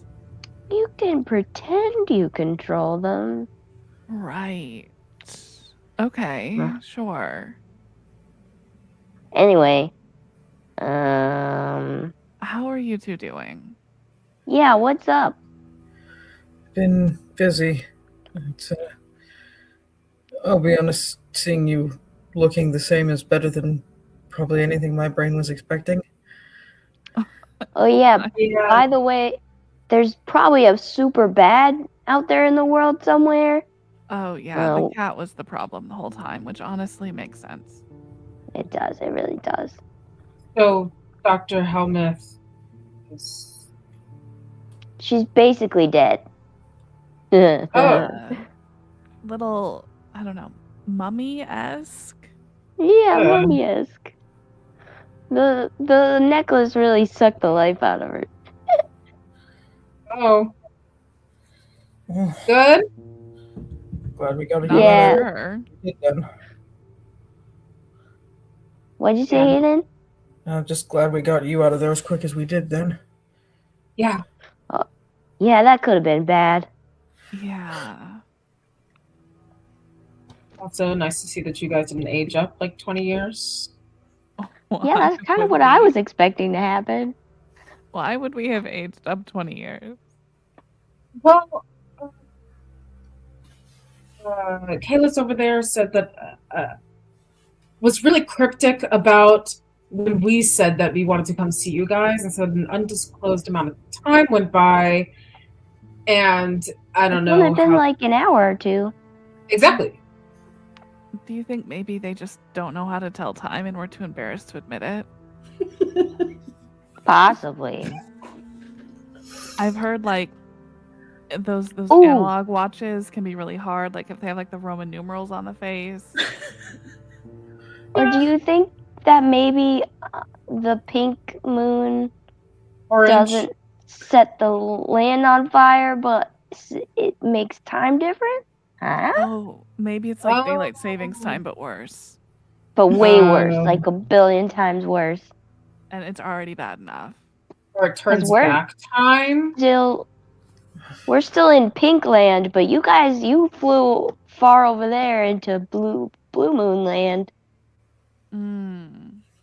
At this point, Braca kind of comes into focus. He is on another like calling device, and he has your mother on the phone, Gia, and she is just swearing up and down at him, like she's not interested in even chatting with him. She's like, "Put my daughter on the goddamn phone, or I will find you." And he's like, "Oh, if I could just get you for a minute, because yeah, no one deserves that." Yep. No. Hi, Gia's mom. So you talk to your mother, who has been word sick about you, obviously, for the last couple of days. Juni and Gia, Kalis comes up and she goes, "It is complicated. I do believe someday you might be able to see each other again." What do you? Mhm. What do you to Gia. She's like, "Where are you from?" Here. You're from. Hi, friend. Hi, friend. How did I'm still learning. I'm still learning. I don't know how to pronounce this place. Hi. You know what? Hyperion. Hi, Farah.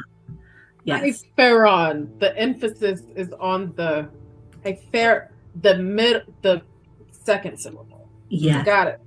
She kind of nods at Ebb a little bit from across, and she goes, "My name is Kalis Ruent. I am Hi. considered a sight thorn. Essentially, we are protectors of this land." Are you in ward number 5? No, young girl. I am from Ward 2. Ah, I'm supposedly number 5, and I'm gonna be the high priestess one day, so nice to meet you. Let's be friends. Welcome to the faith. And she does a deep bow. Oh, I'll do one back. Look at those cool sleeves. They do bow so good. And he's like, they grow up so fast. She's so happy Ebb is making friends. It is currently about a 200-year difference between Oh, what? and where they are. That's as old as the place that Juni's from. So what's now Judy starts to panic. She's like, wait, so what happened? What's going on where I'm from? That is a question for Braca, I'm afraid. She has normal people parents. I'm not too familiar with the realm you all hail from. Braca, Gia, you're able to get off the phone with your mother. And he's just kind of, and he has like a pen and a paper that he's working on, and he kind of just finished up what he's doing. Are we 200 years old, or are they 200 years young?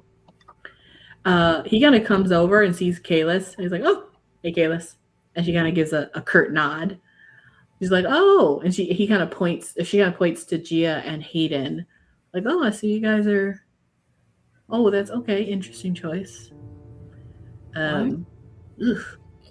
Well, don't worry.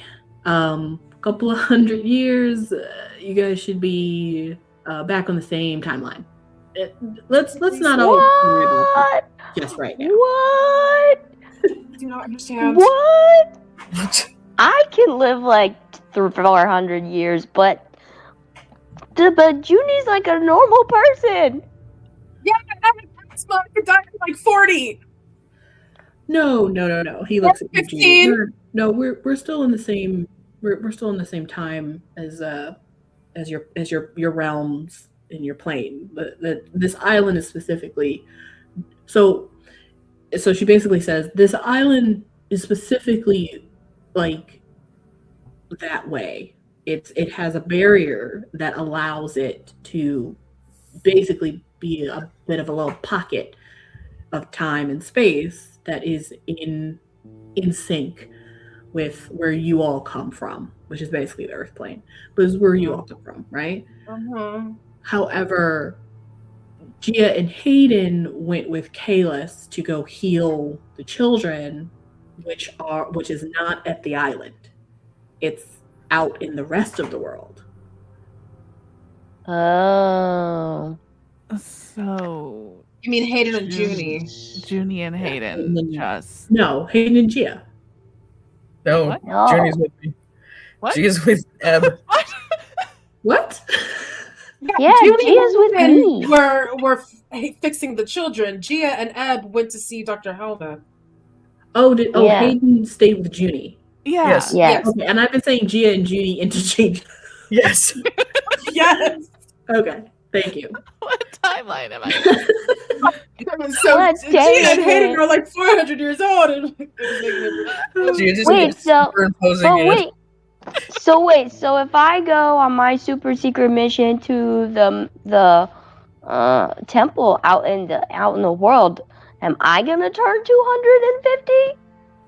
He kind of looks at you again, and at this point, he's like shaking his head in confusion. What temple are you talking about? That's my secret mission. I gotta find it in this world and the next one. I see. Wait, so are me and sure. Hayden 200 years old? Wow, you two look great. 200 years old. You guys look great for 200. 13 and a half. Kayla's kind of interrupts you guys, and she just goes, there's a 200 annual cycle difference, but that time is technically a bit different than how you understand years. To be clear, once Hayden and Gia, you both are done here with me, I will ensure you all are able to reconnect. I just will need to find the proper time. Ooh, guys, we gotta become time wizards or lords, maybe.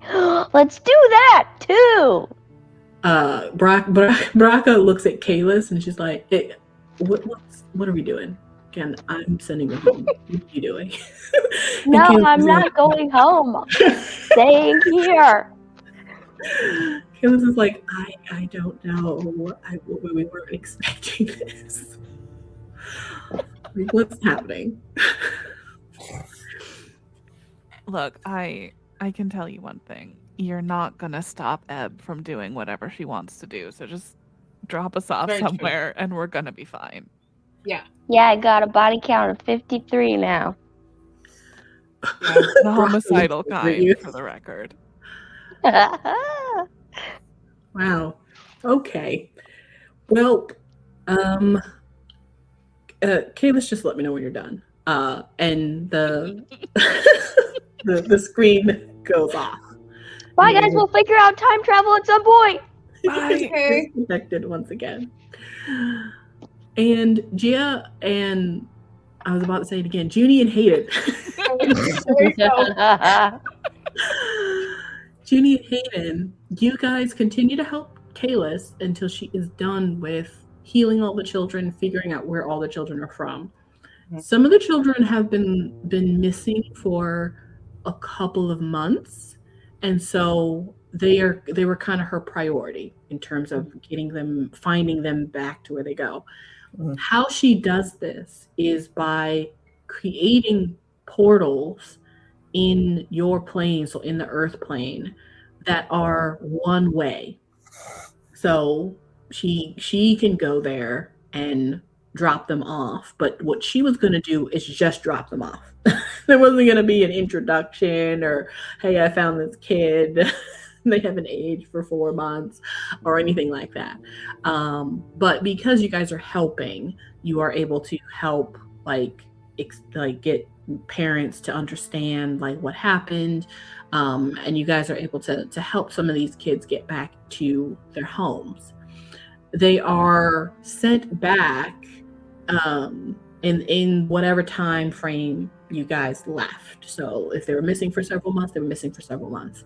And then by the time you guys get to the last child, then she turns to you guys and is like, okay, thank you again for your help. I can find where your friends are and I can bring you to wherever they are. However, if they are back in your realm, you will not be able to come back to here. Ever? Not unless you find a way.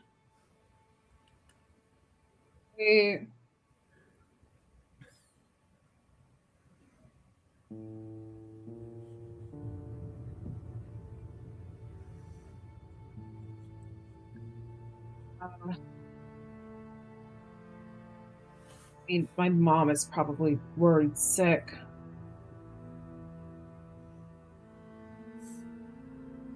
I will say that that is good. That is what she's going to do. So then let's see what Gia and Ebb decide to do. I will say that you guys are reunited with your families, wherever you'd like them to be reunited. Your mother is going to come to you, Ebb, with Flo after she has gathered him, and probably with a couple of aunts and cousins. And Braca is, there's a lot of people now standing outside of the ship, all kind of like staring her down.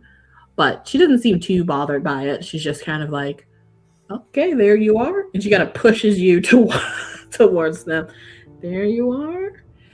All right. Well. And then she'll probably just look at Gia. I'm like, okay, and when is your parents getting here? And then eventually your parent will get there. And you guys will basically probably just meet at the burnt down office. And about 2 months will pass. So we can talk about what you do in those 2 months, or you can just say 2 months pass and you reunite with Juni and Hayden.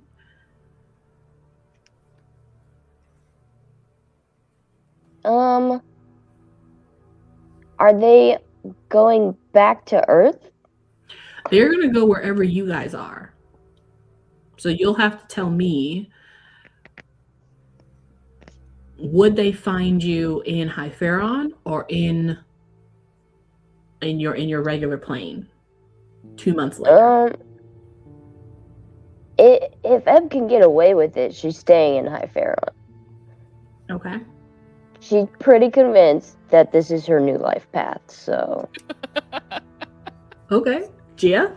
Yeah, no, Gia is pretty convinced that she needs to be the Gremlin Wrangler, so she'll stick with Ebb if she can. Okay. Now, if you two decide to come back to Hypharon, we will look at maybe what that looks like in at another time. But we will skip to 2 months later. Juni and Hayden, Kalis takes you both to this beautiful indoor, but basically like an indoor marketplace that seems to be closed. It's in a place you guys have never been before, but it's early. It seems to be early in the morning. The smell in this place kind of is odd, sort of like a little bit like rain, like fresh rain, like petrichor, but also like honeydew.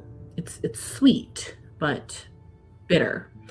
And it is an indoor market, so there's there's not like a ceiling that is like wood or stone, but the ceiling is clearly like a domed ceiling that has glass or some sort of protective field that looks like glass, so that you can't like go up high. And then you can kind of see that this market is within a much larger either city or district or something like that, but it's pretty quiet. And you guys just appear there one day after you've done helping. And in front of you is Ebb and Gia. And you two reunite. And I think we will end there for the finale of Happy Camper Season 1. We survived. Woo, we did That was it! crazy.